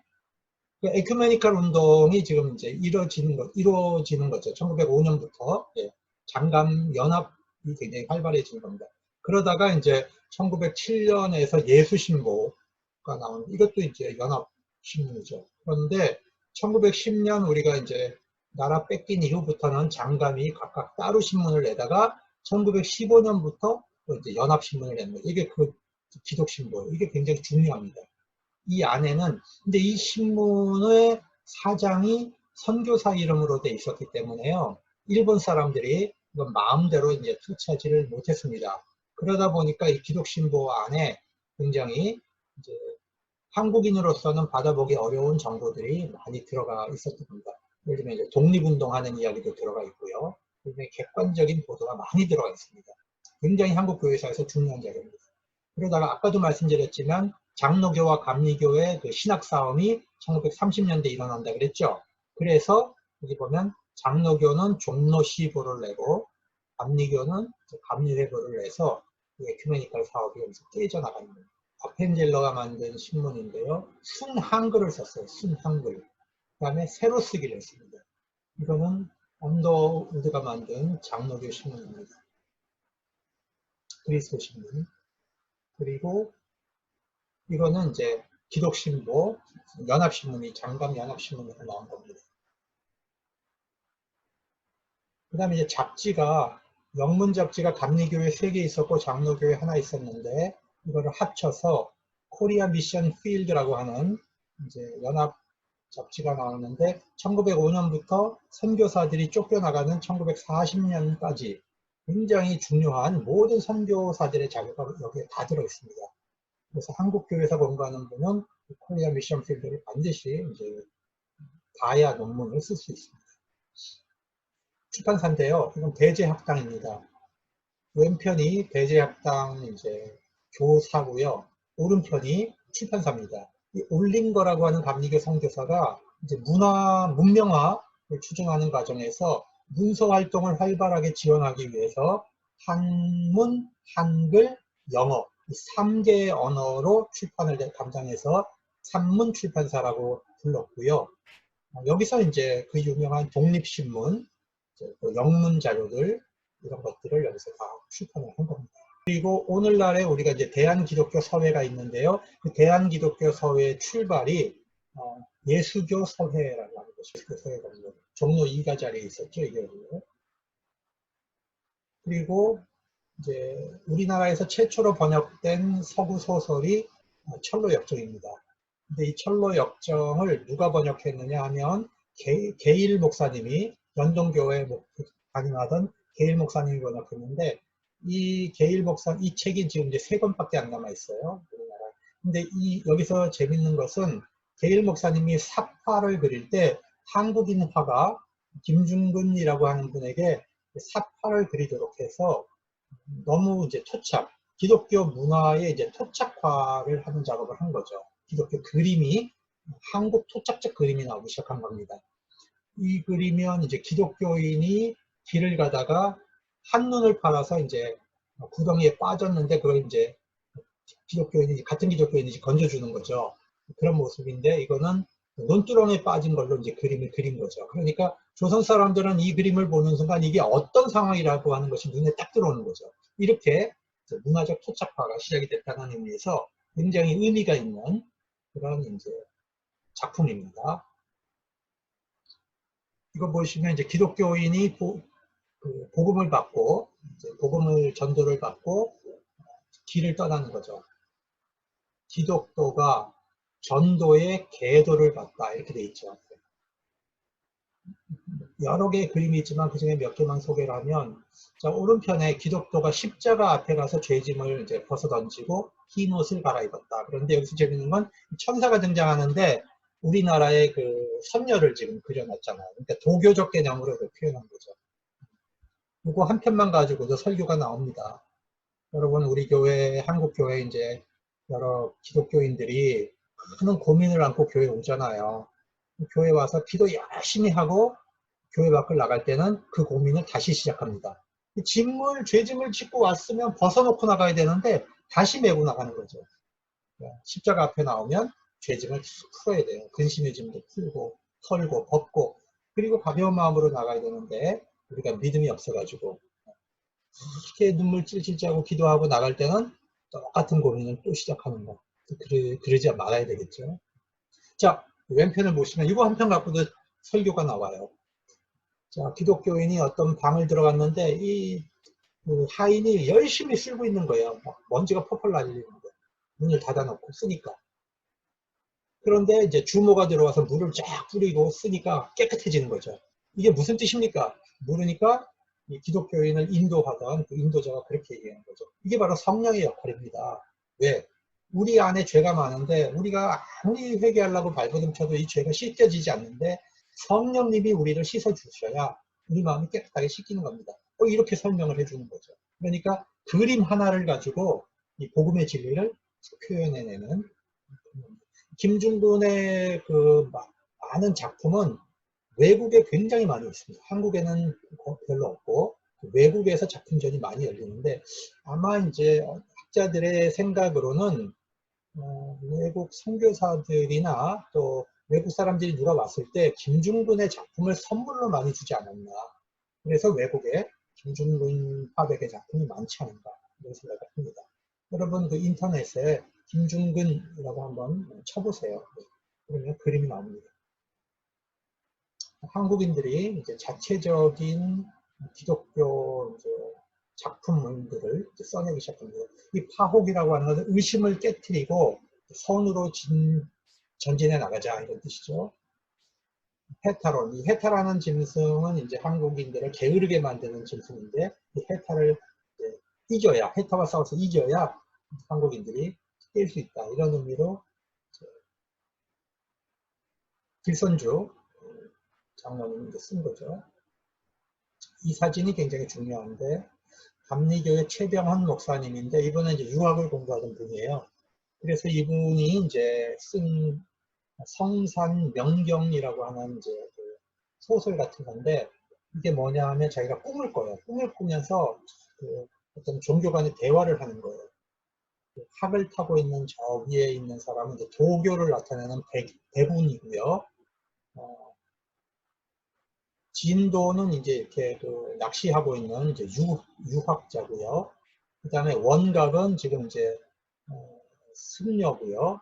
그 다음 신천왕은 이제 맨 밑에 있는 나이 어린 기독교인입니다. 왜 그 기독교가 나이가 어리냐 하면 한국에 제일 늦게 들어온 종교잖아요. 이 네 개의 종교가 이제 대화를 하면서 기독교의 진리를 나중에 이제 수긍하게 되죠. 그리고 딱 눈을 떠보니까 자기가 꿈이었더라. 뭐 이런 식의 이제 좀 소설인데, 이 종교, 그러니까 전통 종교를 다 무시하는 게 아니라 전통 종교에 굉장히 중요한 요소들이 있었는데 기독교가 그걸 완성한다라고 하는, 유학자 출신이니까 좀 보유론적 입장에서 이제 그렇게 썼는데, 이것이 이제 감리교의 문화신학, 우리나라에는 이제 감리교는 문화신학, 종교신학을 발전시키잖아요.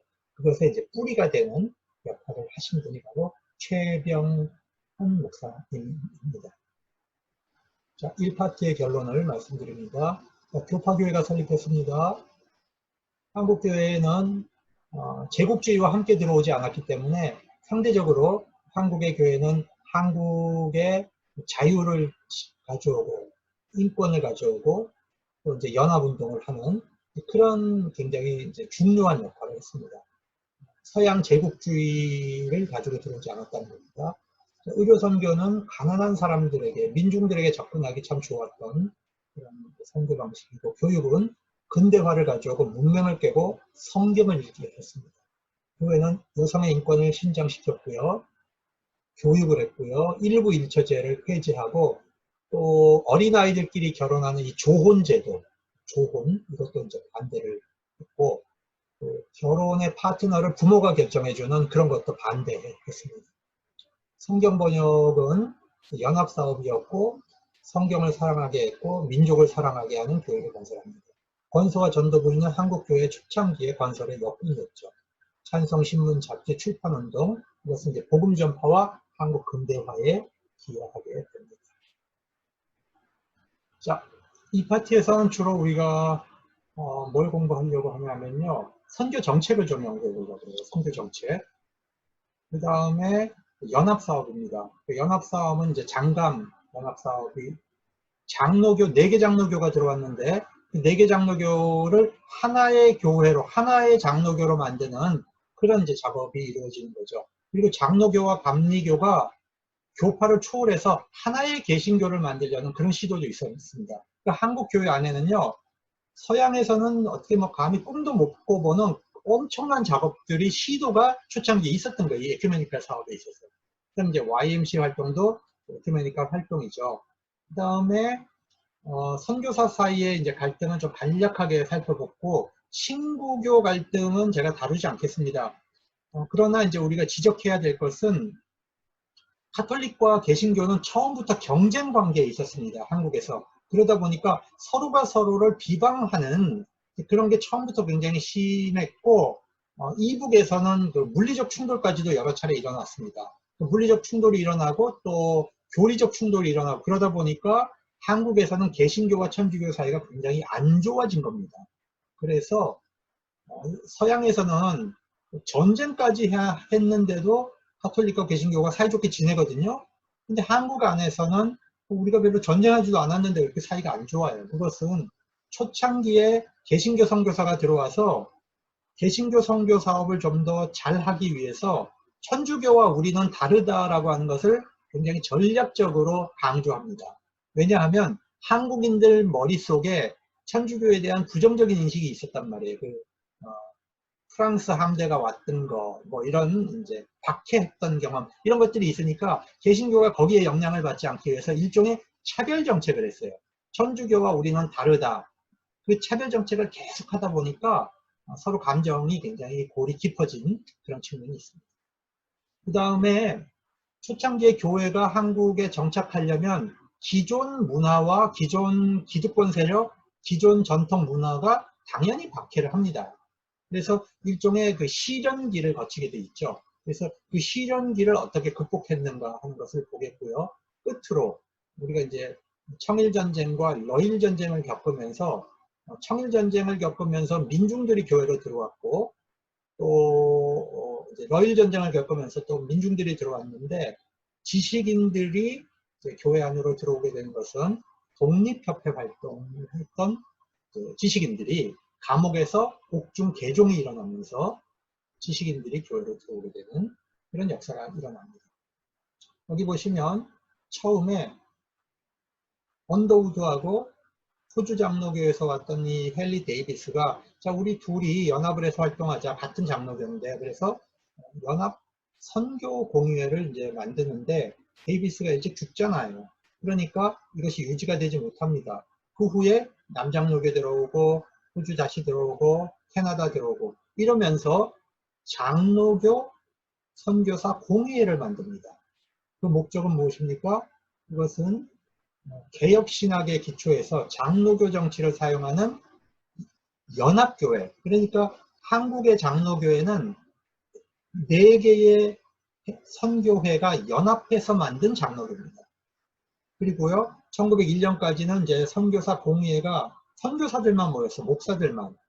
그런데 이제 토착 기독교인들을 양성해야 되잖아요. 지금 이제 신학교를 운영하기 시작을 했고 양성해야 되니까 장로님들을 이제 공의회에 참여시키게 되죠. 그래서 영어 공의회가 있고 조선어 공의회가 있었어요. 목사, 선교사, 장로, 한국인 이렇게 이제 공의회를 꾸립니다.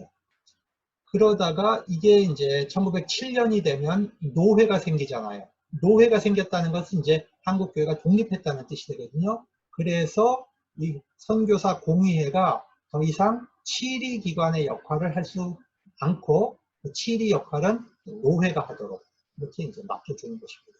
그러니까 한국의 목사가 생기기 전에는 이 선교사 공의회가 개교회를 돌보는 노회 역할을 대신한 겁니다.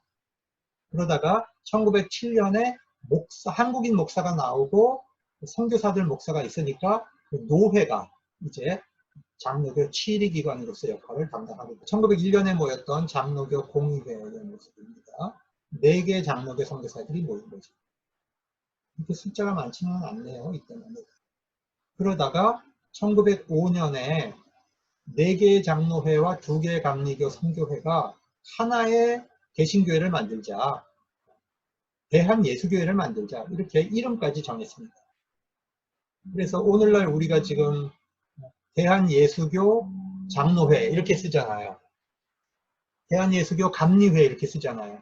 우리 교회는요, 장로교, 감리교보다 더 중요한 게 예수교회가 중요한 것이죠. 이것이 결국 공교회 개념인 겁니다. 그런데 이 단일교회 운동은 실패해요. 실패하는 가장 큰 이유는 미국의 남장로교회가 반대했습니다. 어떻게 칼빈주의하고 알미니안이 같이 움직이냐?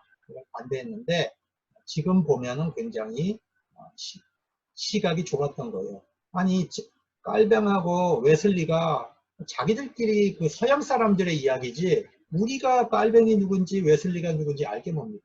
알미니우스가 누군지 알게 뭡니까? 우리 한국인들은 선교지에서는요 예수만 잘 믿으면 돼요. 장로교, 감리교 이런 거 별로 중요하지 않았어요. 그러니까 한국인들은 교파 합치는데 굉장히 적극적이었던 겁니다. 그래서 여러분 이게 1905년에 있었던 일인데 1910년에 가서 선교지 그 연합사업이 막 논의가 되잖아요. 한국은 그거보다 5년 빠르게 이런 일들이 일어났던 겁니다. 그러니까 한국 초창기 안에 에큐메니컬 운동이 굉장히 빨랐던 거예요.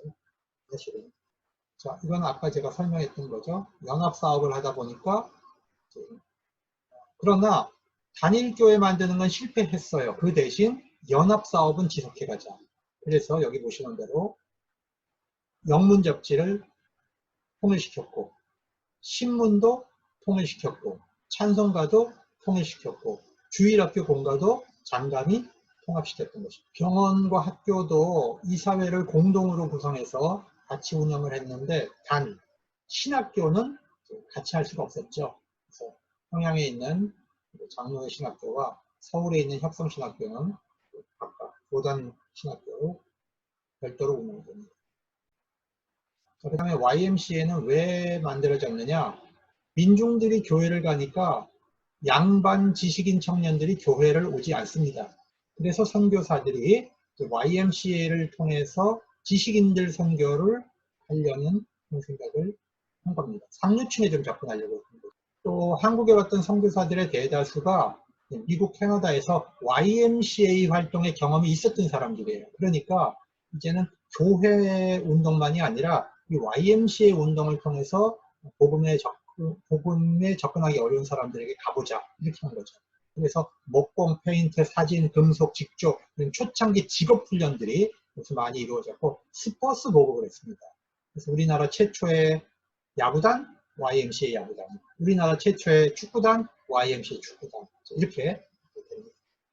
물론 YMCA는 이제 농촌운동, 애국개몽운동을 많이 했죠, 일제사회에. 그 다음에 세계 에큐메니칼 운동과 YMCA가 연결하는 접촉점이 돼 주었습니다. 이분이 이제 질레트인데, 면도기 회사의 유명한 회사 이름이 질레트인데요. 그럼 안 잊어먹습니다. 이분 길예태 한국 이름이고, 예일대학교 YMCA 활동을 하시다가 우리나라 초대 YMCA 총무로 오는데, 한국 야구단 창립을 했고요. 백오인 사건이 이제 고문 조작이라는 걸 폭로해서 일본 사람들에게 미움을 삽니다. 추방이 돼요. 상해에서 한국인 독립운동을 돕다가 상해에서 이제 돌아가십니다. 굉장히 감사한 분이죠, 이분은 우리나라 입장에서.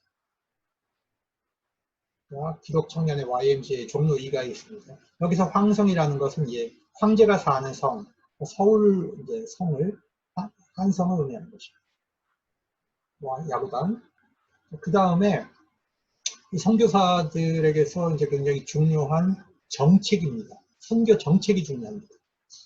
여러분, 똑같은 재정과 똑같은 인력을 가지고도 선교 정책을 잘못 세우면 망하고요. 선교 정책을 잘 세우면 성공합니다. 뭐 전쟁도 그렇잖아요.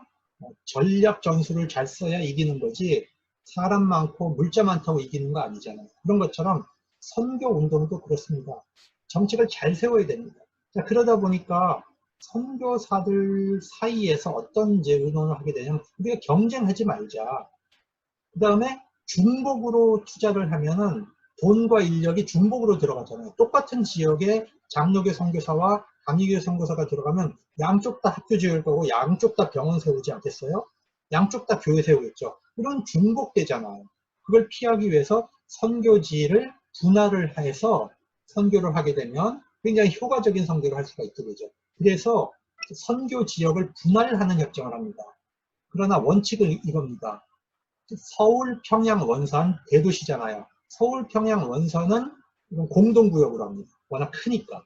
여기는 이제 모든 선교회가 다 들어갈 수 있습니다. 그런데 남들이 미리 들어가 있는 선교회가 있으면 나중에 온 선교회는 거기에 들어가지 않고 다른 곳으로 가는 그런 원칙을 세우는 겁니다. 그리고 한 선교지에서 다른 곳으로 이사를 해서 가게 되면 그곳의 담임 목사가 일종의 이제 위임장을 써주는 거죠. 이 사람이 우리 교회 교인이었다는 걸 써주는 겁니다. 그래서 그쪽 지역에 가서 신앙생활을 할 수 있도록 해주는 겁니다. 그러다 보니까 감리교 지역에서 살던 사람은 자연스럽게 감리교인이 되겠죠. 이 사람이 장로교 지역으로 와서 예수를 믿고 교회 다니면 자연히 또 장로교인이 되는 겁니다. 그러니까 초창기에는 지역 분할을 했기 때문에 장로교, 감리교가 자연스럽게 그렇게 큰 부담 없이 왔다 갔다 할 수 있는 분위기가 있었습니다. 이건 아까 우리가 이제 이야기를 한 건데, 간단하게 얘기하면 캐나다 사시다 오신 분도 있어요. 그런데 캐나다가 아메리카에서도 제일 북쪽이잖아요. 제일 추운 데잖아요. 우리나라에서 제일 북쪽 추운 데가 어디예요? 함경도죠. 그러니까 너무나 지리적 조건이 딱 맞잖아요. 그 함경도로 가는 거죠. 북장로교, 미국 북장로교에서 오신 분들은 어디서 가는 게 좋겠어요? 우리나라 북쪽, 왼쪽 북쪽으로 가니까 황해도, 평안도, 황해도로 가는 거죠. 그 다음에 남장로교 분들은 어디서 왔어요? 남쪽에서 왔잖아요. 따뜻한 남쪽에서. 그러니까 따뜻한 전라남북도 지역으로 갑니다. 그리고 호주 장로교는 멜번에서 주로 왔는데 가장 남쪽의 항구 도시잖아요. 우리나라 남쪽의 항구 도시 부산, 경남 지역으로 가는 겁니다. 그러니까 선교사들이 자기가 살았던 지역하고 굉장히 비슷한 곳으로 가게 돼요. 참 그건 재밌는 현상입니다. 그리고 경상북도는 이제 국장로교가 맡게 되고요. 이 감리교는 주로 보세요. 인천 경기 지역, 그다음에 충청도 지역을 이제 중부권을 이제 감리교가 맡게 되고, 감리교, 미국 감리교는 또 북쪽에도 가겠죠. 그래서 이 그림에서 영변을 중심으로 회색 지역, 해주 지역, 자, 그다음에 우리나라의 중부 지역, 충청도 지역, 여기는 미국 감리교가 맡게 되는 겁니다. 제일 늦게 들어온 팀이 어디입니까? 남감리교가 제일 늦게 들어왔죠. 그러니까 선교사들이 제일 안 간 곳이 어디겠어요? 강원도죠. 강원도는 사람은 적은데 땅은 넓고 산이 많으니까 전도하기 힘들잖아요. 여기는 잘 안 간 겁니다. 효과적으로. 그러다 보니까 남감리교가 강원도를 선교하게 되죠. 그래서 지금도 강원도 가면 감리교가 많이 있죠. 지금 제가 사는 이제 부천, 인천 이쪽은 전부 감리교 터였죠, 원래. 해방 전쟁 이후에 이제 이런 질서가 깨지게 되는 건데, 너무 오랫동안 이게 지속이 됐어요. 처음에는 저는 굉장히 잘했다고 봅니다. 너무 오랫동안 지속이 되다 보니까 아까도 얘기했던 신학적 차이, 지역색 이런 게 막 섞였어요. 자, 이제 네비우스 선교 정책을 배우겠습니다. 자, 이제 저를 좀 처음에 선교사들이 왔는데 이분들이 굉장히 나이가 어린 분들이에요. 대학교 졸업하고 신학교 각 졸업하고 그냥 온 겁니다. 열정 하나 가지고. 군대도 안 갔다 왔을 거 아니에요. 그러니까 우리로 얘기하면 이제 20대 중반입니다. 새파랗죠. 목회 경험도 없어요. 어디 뭐. 그러니까 이런 분들이 열정 하나로 왔는데 선교를 하려고 하니까 깐깐한 거죠. 그래서 언더우드는 끊임없이 베테랑 선교사 보내달라고 계속 요청하는데, 베테랑 선교사 한국 안 옵니다. 그 사람들은 일본하고 중국으로 갑니다. 좀 더 문명화된 곳으로 가죠. 그러니까 한국에 와 있는 선교사들은 이제 굉장히 젊고 어립니다. 그래서 언더우드가 이제 요청을 하다 보니까 미국 국장로교에서 이제 중국에서 오랫동안 선교했던 네비우스라고 하는 선교사를 이제 한국에 보내서 이제 서울에서 2주간 장로교 선교사들끼리 이제 세미나를 하게 됩니다. 이런 과정에서 네비우스가 굉장히 이제 재밌는 선교 정책을 자기가 이제 설명을 하게 됩니다. 자기가 중국에서 이제 선교했던 경험이 사실은 한국에 안 맞는다. 중국에서 경험한 게 옛 방식이다. 올드웨이다. 근데 이건 이제 어떤 방식이었냐면, 선교사들이 가면 먼저 그 선교 기지를 세우잖아요. 토지를 사죠. 그러면 여기다가 처음에 뭐 선교사 이제 사택 세울 거고, 그 다음에 교회 세울 거고, 그 다음에 학교 세울 거고, 병원 세울 거라고요. 그죠? 사택. 그 다음에 교회, 병원, 학교. 자, 그러면 이 선교 기지 안에서 모든 선교 활동이 이루어지는 거죠. 그러면 전도 활동은 중국인 전도자를 고용을 해서 이 사람의 전도 활동을 해서 예배를 드리든지 활동을 하면 선교 기지 안으로 데리고 들어와야 되는 거예요, 사람들을. 이렇게. 그런데 중국인들이, 그 배타적인 중국인들이 볼 때 선교 기지 안에 들어가는 중국인들은 자기들과는 이질적인 중국 문화를 배신한 배신자로 보게 되는 그런 분위기가 형성이 되는 거죠. 이러다 보니까 이 굉장히 선교가 쉽지 않은 겁니다. 그런데 중국은 이렇게밖에 할 수가 없어요. 왜냐하면 선교사들이 밖에 나가고 전도해도 받아들여지지가 않습니다. 중국인들의 그 중화 사상 때문에. 그러니까 이런 식으로밖에 할 수가 없어요. 근데 이게 엄청 돈이 들어가는 겁니다. 보세요. 병원 운영해야죠. 학교 운영해야죠. 사택 운영해야죠. 교회 운영해야죠. 거기다가 중국인 사역자들까지 사례비를 지급해야 되죠. 엄청난 돈이 들어가는 방식입니다, 이게. 그래서 이건 이제 옛 방식이다. 한국에는 이렇게 하지 마라. 이것이 이제 그 네비우스의 그 충고입니다. 그러면 어떻게 해야 되느냐? 소위 이제 삼자 원리라고 하는 것을 얘기하는데, 자, 한국인들로 하여금 전도하게 해라. 선교사들이 백날 나가갖고 전도해도 언어도 안 될 뿐더러 한국 문화의 깊이를 이해할 수 없기 때문에 한국인들 그 심중의 복음을 터치할 수 없으니까 한국인들을 빨리 키워서 스스로 전도하게 해라. 이게 자전의 원리입니다. 두 번째는 자립의 원리입니다. 자, 한국인들의 그 교회를 뭐처럼 이렇게 현대식으로 세우냐. 한국인들이 가장 마련하기 좋은 초가집이든 뭐 기와집이든 한국인들이 스스로 그것을 이제 교회를 세울 수 있도록 해라. 선교비 가지고 이제 한국인 그 교회 건축에 주지 마라. 교회 건축. 그다음 두 번째는 목회자 사례비를 절대 성교비로 지급하지 마라. 한국인들이 스스로 자기들의 목회자를 이제 사례할 수 있도록 해라. 이런 원칙을 이제 이게 이제 자립의 원칙이죠. 그래서 한국 교회를 헌금하는 교회로 세워라. 굉장히 잘한 겁니다. 한국 교회는 한국인들이 하게 해라. 그래서 모든 한국인들의 교회는 한국인들이 스스로 건축하게 했습니다. 선교사들. 단 대형 교회를 세울 때는 그 대형 교회 안에 선교사들도 거기에 뭐 사무실을 쓰잖아요. 그러니까 4분의 1 정도를 지원합니다. 선교비로. 대형 교회를 세울 때는. 그러나 대다수의 로컬 교회는 한국인들이 스스로 짓게끔 그렇게 원리를 세운 겁니다.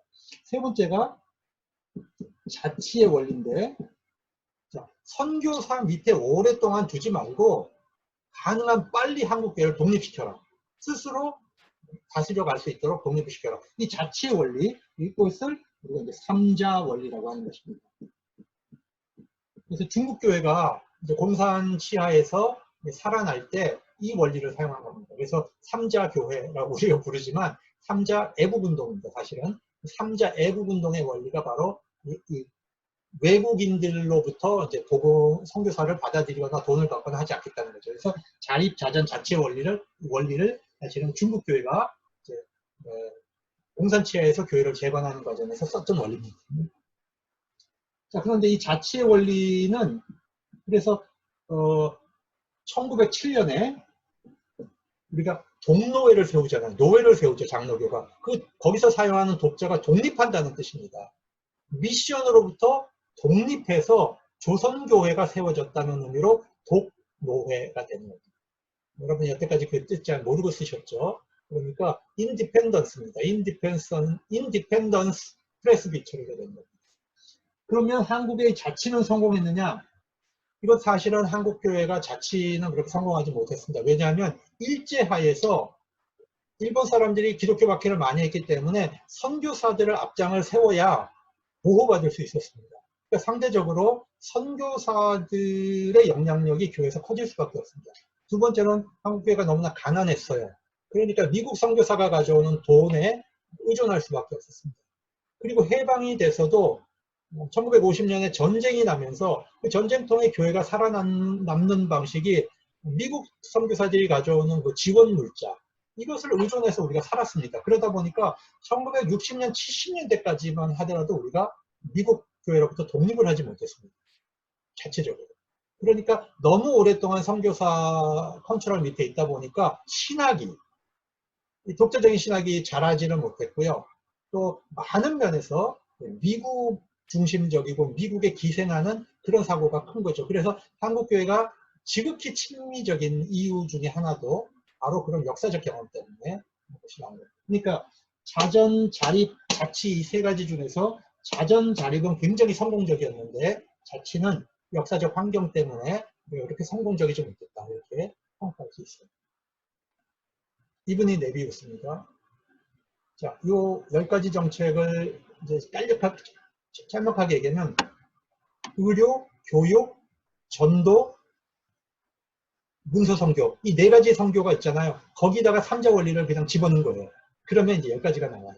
간단하게 원리를 집어넣으면 삼자 원리를 이제 각 분야별 미션 영역에다가 집어넣습니다. 첫 번째, 상류층보다 근로계급을 이제 대상으로 하는 게 전도가 빠르죠. 예수 믿는 것이 근로계급이 가난한 사람들이 훨씬 빠릅니다. 그 다음에 엄마가 예수 믿으면 자녀들에게 신앙교육이 자연스럽게 이루어지죠. 그러니까 근로계급, 엄마에게 모성을 전도한다. 이게 아주 굉장히 키포인트였습니다. 두 번째, 한국이 이제 가난한 나라니까 초등학교부터 시작해서 초등학교를 잘 운영을 해서 거기서 우리 교육자를 배출한다. 이런 식의 사고를 한 겁니다. 그러니까 장로교의 학교 운영은 주로 무엇을 하기 위한 거냐? 문명화가 아니라 복음 전도를 위한 한국인 사역자를 길러내는데 미션 스쿨의 의미가 있었던 겁니다. 두 번째, 그 다음에 5번째, 성경 번역을 하고 순 한글을 쓴다. 모든 언어에 순 한글을 쓴다. 그래서 성경과 한글은 연결되죠. 그 다음에 자립교회는 이렇게 한 거고, 그 다음에 8번은 자전이죠. 자립, 자전. 그 다음에 의료 선교할 때도 이제 단순히 몸만 치유해 주는 게 아니라 영혼 구원을 위해서 사고해라 이런 뜻입니다. 한 가지 섭섭한 것은 목회자를 처음에 양성할 때, 한국인 목회자를 양성할 때 너무 수준을 낮게 잡았어요. 여기 보면 레너지가 교육자 양성 원칙을 초기에 잡았는데 목사로 키울 생각이 있더라도 말하지 말고 오랫동안 그 사람 인간 되는 걸 좀 지켜봐라. 외국 재정으로 키우지 말고 처음에 유학 보내지 마라. 이런 원리를 세웁니다. 왜? 교만해진다. 이런 거죠. 그리고 영적인 사람이 되게 하고 곤란과 인내를 잘 훈련할 수 있도록 해요. 그런데 목사 수준을 한국인 평균 수준보다 약간 높게 해라. 이건 바꿔 얘기하면 자기들 밑에 항상 두는 거죠. 이런 정책이 처음에는 어쩔 수 없었어요. 처음에는. 왜? 한국인 수준이 너무 낮으니까. 그런데 이걸 바꾸지 않고 지속을 하게 되니까 어떤 문제가 생깁니까? 한국인 지도자들이 전부 선교사보다 수준이 낮은 거예요. 그리고 1920년대 일본이 문화 통치를 하면서 한국의 젊은이들이 근대 교육을 받습니다.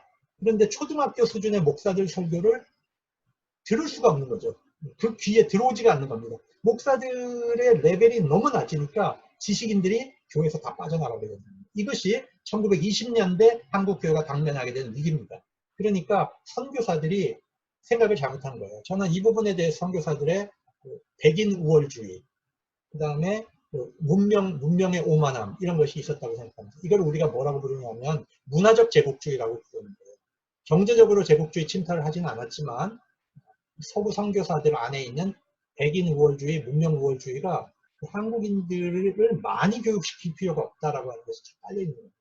그런데 일본과 중국은 달랐습니다. 일본과 중국에서는 절대적으로 교육을 하지 않으면 선교를 할 수가 없었어요. 그러다 보니까 굉장히 높은 수준의 교육의 학교들을 세우고, 그래서 이제 중국과 일본에서는 목회자들 교육 수준을 높게 잡는 거죠. 원래 장로교는요, 하이 에듀케이션을 하는 게 장로교의 원칙이에요. 그래서 존 로스 목사 같은 사람도 선교사로 가서 현지 문화를 익히고 성경을 번역할 수 있었던 그 기초가 교육에서 나오는 거거든요. 스코틀랜드 교육에서.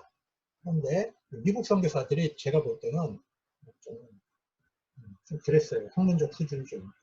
선교사들 안에는 복음화와 문명화가 공존했습니다. 복음화를 하는 것은 이 시대 안에 빨리 복음을 전해서 주님 오실 날 가까우니까 빨리 복음을 전하자. 이건 이제 전천년주의 입장입니다.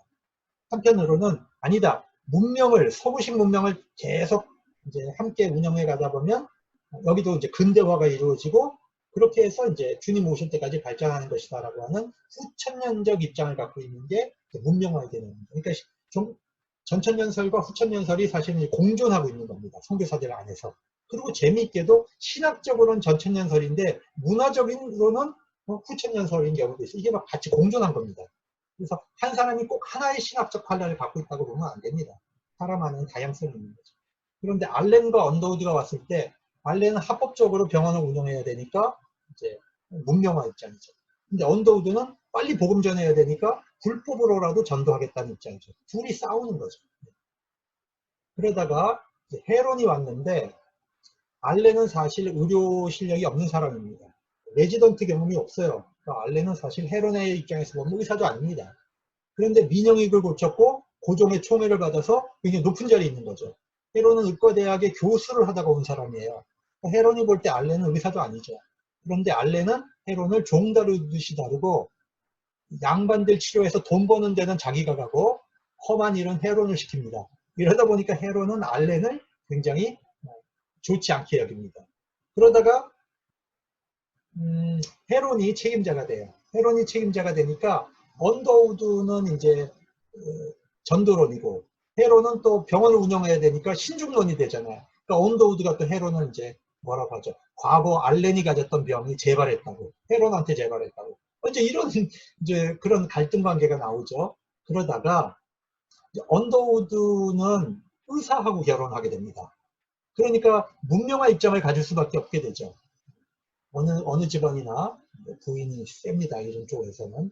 근데 마펫은 어떤 입장입니까? 복음화하고 이제 언더우드는 문명화 쪽이 강해졌어요. 그래서 언더우드하고 마펫이 서로 이제 잘 안 맞아요. 그러니까 마펫을 어디로 보냅니까? 평양으로 보내고 언더우드는 서울로 남게 되죠. 그래서 언더우드는 기독교 문명화를 대표하는 것이라면 마펫은 고구마를 대표하는 평양을 이제 책임지게 되는 겁니다. 좀 이런 식으로 고구마와 문명화의 그 이제 서로의 선교사들 사이의 이제 차이 이런 것들이 갈등이 나왔습니다. 교회가 한국에 정착하는 과정에는 반드시 박해를 한번 받습니다. 시련을 받게 되어 있습니다. 그래서 제가 세 가지 얘기를 하려고 하는데 첫 번째가 영아소동이라는 것입니다. 1888년. 두 번째가 1894년에 이제 평양 기독교인 박해가 있었고요. 여기다가는 제가 쓰지 않았는데 세 번째가 1900년도에 기독교인을 몰살시키려는 비밀 이제 지시, 기독교인을 한날 한시에 몰살시키자는 이제 비밀 지시가 내려가는 사건이 있었어요. 세 가지 사건이 기독교가 이제 초기에 정착하는 과정이 있었는데, 영아소동이라는 건 이런 겁니다. 한국의 수구 세력들이 이제 가짜 뉴스를 만들어 갖고, 지금도 가짜 뉴스 판치는데 가짜 뉴스를 만들어서 돌린 겁니다. 기독교 선교사들이 어린아이들을 유괴해서 외국에 팔아먹고 실험 대상으로 쓰고, 눈에서 이제 그 먹물을 뽑아갖고 뭐 약으로 쓰고, 또 이제 성적으로 남색을 죽인다, 이런 거를 막 말을 돌린 겁니다. 그러니까 이제 한국인들이 분노해서 외국인을 습격한다든지 고용돼 있는 한국인을 구타한다든지 이런 일이 벌어집니다. 그래서 미국 공사 딘스 모아라는 분이 이제 그 당시에 이제 조병식 외화문 독판 외무부 장관이죠. 편지를 보내는 겁니다. 이 안에 보면 이렇게 돼 있어요. 외국인들이 어린아이들을 잡아다가 삶아먹고 쪄먹는다고 공허한 소문이 이제 나서 이제 이런 것을 이제 고발한다. 이런 입장으로 이제 공문을 보낸 거죠. 그래서 이게 해결이 안 되니까 그 인천에 머물고 있었던 이제 외국 군대, 미국 해병대, 프랑스 군대 이런 사람들이 중무장을 하고 도보로 인천부터 서울까지 이제 행진을 해서 우리가 이제 외국인을 검거하면 가만히 있지 않겠다, 이런 일종의 무력 시위, 실력 행사 이런 걸 합니다. 그래서 고종 황제가 방을 붙여가지고 이 문제에 사고가 나지 않도록 조심시키면서 지나갑니다. 두 번째는 평양의 기독교인 박해인데요. 처음에 제임스 홀이 선교할 병원 치료하고 고아 돌볼 때는 아무 문제가 없었습니다. 왜냐? 윤허받은 거니까, 병원과 교육은. 그런데 이제 선교사들이 들어가는 겁니다. 평양에. 처음에 감리교 선교사는 이제 노블과 제임스 홀 의사가 들어갔고요. 장로교에서는 마펫 선교사하고 이제 한석진 이런 분들이 들어가는 겁니다. 그러다 보니까 이제 관료들이 선교사를 붙잡을 수는 없고 한국인 기독교인들을 잡아다가 부탁하고 배교를 강요하는 겁니다. 그리고 선교사들에게는 돈을 내면 우리가 풀어주겠다, 이렇게 이중 플레이를 하는 거죠. 그렇게 해서 군중들을 동원해서 돌을 던지게 하고, 이때 이제 이기풍이 돌을 던져갖고 마펫의 얼굴에다가 이제 돌을 던지는 사건이 일어납니다. 이것도 일종의 그 수구 세력들이 기독교 박해를 한 거죠. 그래서 교인 박해가 일어나니까 선교사들이 미국 공사에게 급하게 전보를 칩니다. 그러면 미국의 공사는 조선 정부에다가 항의를 하죠. 취해법권이 있는데 왜 우리 선교사들 위협에 빠뜨리지 말라. 그러면 고종 황제가 지방관리에게 명령을 해서 기독교인을 박해하지 마라, 이렇게 명령을 합니다. 그래서 평양 감사했던 민병성이죠. 이 사람이 이제 처음에는 듣지 않다가 두 번째는 복종을 해서 문제가 해결이 됩니다. 결과적으로는 기독교 교회를 함부로 건드려서는 안 되겠구나, 나라의 국왕도 기독교에 대해서 함부로 하지 않는구나, 이런 인상을 주는 겁니다. 이렇게 해서 기독교 박해가 지나가도록 하는 것입니다. 사건의 원인은 평양 주민들이 일반적으로 이제 반외세 감정이 있었어요. 그리고 선교사 돈을 갈취하려는 지방 부패 관리의 음모도 있었고, 외래 종교에 대한 전통 종교와 문화에 이제 배척이 있었습니다. 1900년에 있었던 일은 기독교들이 이제 이렇게 중국에서 의화단 사건이 일어나거든요.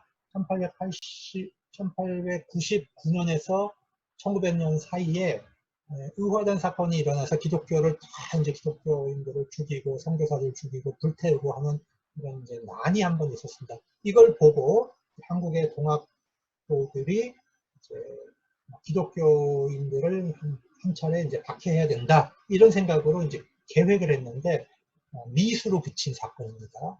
1900년에 있었던 이런 것들이 다 결국에는 이제 시련기죠. 시련기. 평양에 들어갔던 제임스 홀 감리교 선교사, 그 부인 로제타 홀, 이분이 이제 마페 선교사, 스왈론 선교사, 그분의 조사인 이제 한석진, 김창식 목사. 이것이 그 당시에는 이제 목사가 아니었죠. 이런 분들이 이제 평양 선교의 개척자입니다. 초기 신앙 공동체는 어떻게 형성이 됐을까요? 최초로 국내 세례받은 사람은 노춘경이라는 사람이에요. 노춘경. 이분은 오늘 한문으로 된 책을 읽다가 기독교 반대하는 이제 책을 보고 도대체 예수교가 뭐야? 그래서 자기 친구가 이제 알렌의 통역관으로 있었어요. 그래서 알렌 집을 찾아갔는데 아무도 없었어요. 근데 알렌의 서재 위에 쪽보금서, 누가복음 뭐 이런 게 있었죠. 그걸 이제 사실 말 안 하고 빌려왔죠. 슬쩍 집어갖고 나온 겁니다. 그걸 읽다가 이 성령의 역사해갖고 이번에 예수를 믿고 싶은 마음이 생겼어요. 그래서 언더우드를 찾아갑니다. 그래서 성경 공부하고 이제 1년이 지나죠. 1886년 1년이 지납니다. 그래서 자기가 세례받겠다고 나옵니다. 언더우드가 들어온 지 1년밖에 안 됐는데 국내 최초의 세례자가 이제 나온 겁니다. 그래서 언더우드는 세례 주려고 하는데 알렌은 세례 주면 안 된다고 펄쩍펄쩍 뛰죠. 그래서 언더우드는 몰래 비밀리에 골방에 들어가서 앞에다가 감시자를 세우고 이렇게 이제 한 겁니다. 세례를 준 겁니다. 이게 이제 언더우드 집인데 여기서 세문안 교회가 생기죠. 보십시다. 1887년에 14명의 세례교인으로 정동교회가 창립이 됐는데 이게 세문안교회예요. 그 당시는 정동교회라고 그랬어요. 나중에 세문안교회라는 이름이 붙은 거예요. 원래 이게 신문입니다. 신문. 새로 문이 세워졌다 그래서 신문인데 신문로가 있잖아요. 신문로가 세문안교회로 바뀐 거고 처음에는 정동교회라고 그랬어요. 자, 서상윤이 소래교회 출신들을 데리고 와서 세례를 받게 합니다. 그래서 황해도의 그 소래교회 교인들과 세문안교회가 연결이 되는 거죠. 이렇게. 재밌는 거는 1887년 9월에 로스 선교사를 이제 초청합니다. 존 로스, 스코틀랜드 선교사였던 존 로스를 한국에 초대하는데 서상윤 선생이 가까웠잖아요. 그래서 존 로스가 들어와서 언더우드를 만납니다.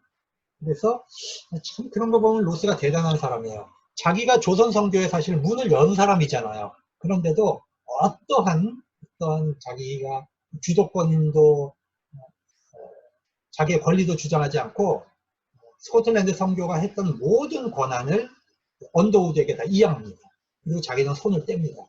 그런 거 보면 참 로스가 큰 사람이에요.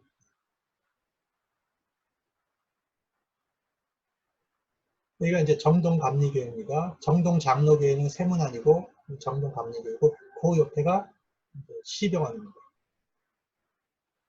청일전쟁이 나오면서 민중들이 볼 때 청일전쟁, 러일전쟁 이걸 보면서 아니 자기들이 무시했던 일본이 외놈이라 그랬잖아요. 왜소하다고 외자를 썼잖아요. 근데 그 일본이 자기들이 형님으로 천년간 숨겼던 중국을 때려 부셔요. 충격을 받은 거죠. 러시아도 때려 부셔요. 자, 이 힘이 어디서 나왔느냐? 가만 살펴보니까 이게 근대화거든요. 그러니까 자기들이 전통적으로 가져왔던 이 세계관이 다 무너지는 겁니다. 자, 이 나라가 무너지는 과정에서 전통 종교인 불교, 유교, 도교, 샤머니즘 이런 게 아무런 힘을 발휘하지 못하게 되는 거죠. 그러다 보니까 전통 종교가 약화됩니다. 이래서 개신교가 들어올 때 전통 종교가 적극적으로 개신교를 막지를 못한 겁니다. 이게 바로 개신교가 더 한국에 쉽게 들어올 수 있었던 이유 중에 하나입니다. 그리고 청일전쟁이 났을 때 일본 군인들이 미국 교회를 건드리지 않는 것을 보게 됩니다. 아, 미국이라고 하는 나라가 운영하는 교회를 가면 보호받을 수 있겠구나, 이런 생각을 하게 되죠. 그래서 처음에 교회로 몰려가게 되는 동기는 보호받을 동기, 뭔가 얻어먹을 동기, 이런 신앙적 동기가 아닌 경제적 동기, 안전의 동기, 이런 것으로 교회로 몰려갑니다. 그래서 청일전쟁 끝나고 교인이 1000명에서 4000명으로 늘어납니다. 자, 러일 전쟁이 끝나고 35,000에서 55,000으로 확대가 됩니다. 그래서 이때부터 교회 건물은 이렇게 성조지 십자가를 겁니다. 이런 십자가 건물이나 이런 걸 겁니다. 이건 무슨 얘기입니까? 일본인들을 향해서는 여기는 교회니까 여기는 손대지 마라, 이런 것을 보여주는 것이고요. 조선인들을 향해서는 이곳은 안전하니까 이곳으로 오세요 하는 두 가지 메시지를 이게 다 담고 있는 것입니다. 그래서 보시면 1896년 청일전쟁 직후에 이제 4,000명이 되죠. 1904년 5년 러일전쟁 끝났을 때 이게 이제 55,000이 되죠. 그리고 1905년부터 이제 사실 부흥운동에 불이 붙잖아요. 불이 붙으면서 쫙 올라가고 1907년 대부흥운동 이후로 교회가 급성장하는 거죠. 그러니까 초창기에 민중들의 입교는 전쟁이었다는 것을 우리가 생각해야 됩니다. 전쟁. 그러면 전쟁으로 교인들이 몰려 들어오니까 선교사들은 좋았죠. 그렇지만 한 가지 우려가 되는 게 뭐였어요? 그것이 바로 이 사람들이 진짜인가? 이 사람들이 진짜 기독교인인가? 그래서 선교사들은 빠르게 한국인 지도자를 임명할 생각을 안 한 겁니다. 그러니까 미국 교회 입장에서는 아니, 선교사진이 들어간 지 얼마나 시간이 지났는데 왜 한국 목사 안 만드냐, 이런 것을 굉장히 이제 요구하게 되는데, 선교사들 입장에서 보면 이 교인들이 진짜인가 아닌가를 의심하게 되는 겁니다. 그러다가 1907년 대부흥운동을 보고 나서 아, 이게 진짜구나, 이걸 깨닫고 1907년에 목사 안수를 하고 이제 노회를 만들게 되는 거죠. 자치를 이제 허락하게 되는 겁니다. 이런 역사를 우리가 연결시키세요. 자, 그러면 민중들은 이제 교회로 들어왔는데, 그러면 지식인은 어떻게 들어옵니까? 자, 독립협회 운동을 통해서 온 겁니다. 독립협회 운동의 주도자들이 누굽니까? 서재필, 윤치호 씨는 우리 민족의 선각자들이죠. 기독교인들이죠. 근데 이상재 선생은 이 당시에는 기독교인이 아니라 정부의 개혁 관료입니다. 그러니까 정부의 개혁 관료와 기독교 선각자들이 손을 잡고 이 나라를 근대화, 헌법이 있는 민주적인 국가로 만들려고 한 겁니다. 그래서 민중에게 참정권을 주고 헌법이 있는 군주제로 가려고 했어요. 헌법이 있는. 일본과 영국의 모델을 딴 거죠. 그리고 이제 부패한 관료를 비판하고 이제 그랬습니다. 그런데 그 당시에 권력을 갖고 있던 사람들이 칠러파예요. 칠러파. 친러시아파입니다. 이 사람들이 이제 고종 황제를 설득을 해서 임금님, 지금 여기 독립협회 운동은 서재필이를 대통령 만들려고 하는 운동입니다. 임금님이 위험합니다. 이렇게 한 거예요. 그래서 고종이 그 말에 속아서 독립협회 운동을 탄압을 하게 되죠. 그래서 독립협회 운동을 이제 수구 세력을 동원해서 보부상을 동원해서 다 공격을 하고 이 사람들을 이제 감옥에 가두게 됩니다. 이런 과정에서 교회가 정치의식이 성장해요. 처음에는 임금에게 충성하고 애국하는 종교다, 이걸 보였는데 독립협회 운동을 경험하면서 지방 독립협회 지회가 굉장히 독립협회 활동에 적극적으로 참여합니다. 의식이 이제 발전하는 거죠. 그래서 교회가 있는 곳에는 관리들이 안 갈라 그랬대요. 왜냐하면 이 뭐 뇌물을 받아야 되는데 교회가 많은 곳에서는 뇌물이 안 들어오는 겁니다. 그래서 교회가 많은 곳은 어리들이 싫어했다, 이런 이야기가 나옵니다. 서재필 윤치호고요. 독립신문이고요. 그렇게 해서 이런 사람들, 정치 관료들이 이제 감옥을 갑니다. 이 사람들이 훗날 전부 우리나라의 초대 기독교인, 양반 기독교인들이 다 이 사람들이 되는 거죠. 그리고 신흥우와 이승만은 배제 학당 관련으로 감옥에 갔고 독립협회 사건은 아닙니다. 근데 이 사람들이 감옥에서 도서실을 만들어 놓고 선교사들이 이 사람들의 이제 석방운동도 하고 책도 갖다 주고 기독교 서적도 갖다 주고, 자, 거기서 이제 이런 것을 읽다가 집단 개종이 일어납니다. 이승만은 좀 일찍 개종을 했고요. 나머지 양반 계층들은 1903년 말에 집단 개종을 해요. 그래서 이 사람들의 개종 동기는 뭡니까? 나라 구원죠. 나라. 애국의 동기가 이 사람들에게 있어서는 개종의 동기입니다. 그러니까 민중들은 안전과 경제적 동기로 교회를 왔다면 이 사람들은 애국의 동기, 이것이 굉장히 강했습니다. 그래서 옥중 개종자들이 어디로 갑니까? 연동교회. 게일 목사님이 YMCA 회장이었으니까 연동교회로 가고, 또 YMCA로 갑니다. 그래서 이상재, 이승만, 신흥우, 김정식 이런 사람들이 전부 YMCA 총무를 하는 겁니다.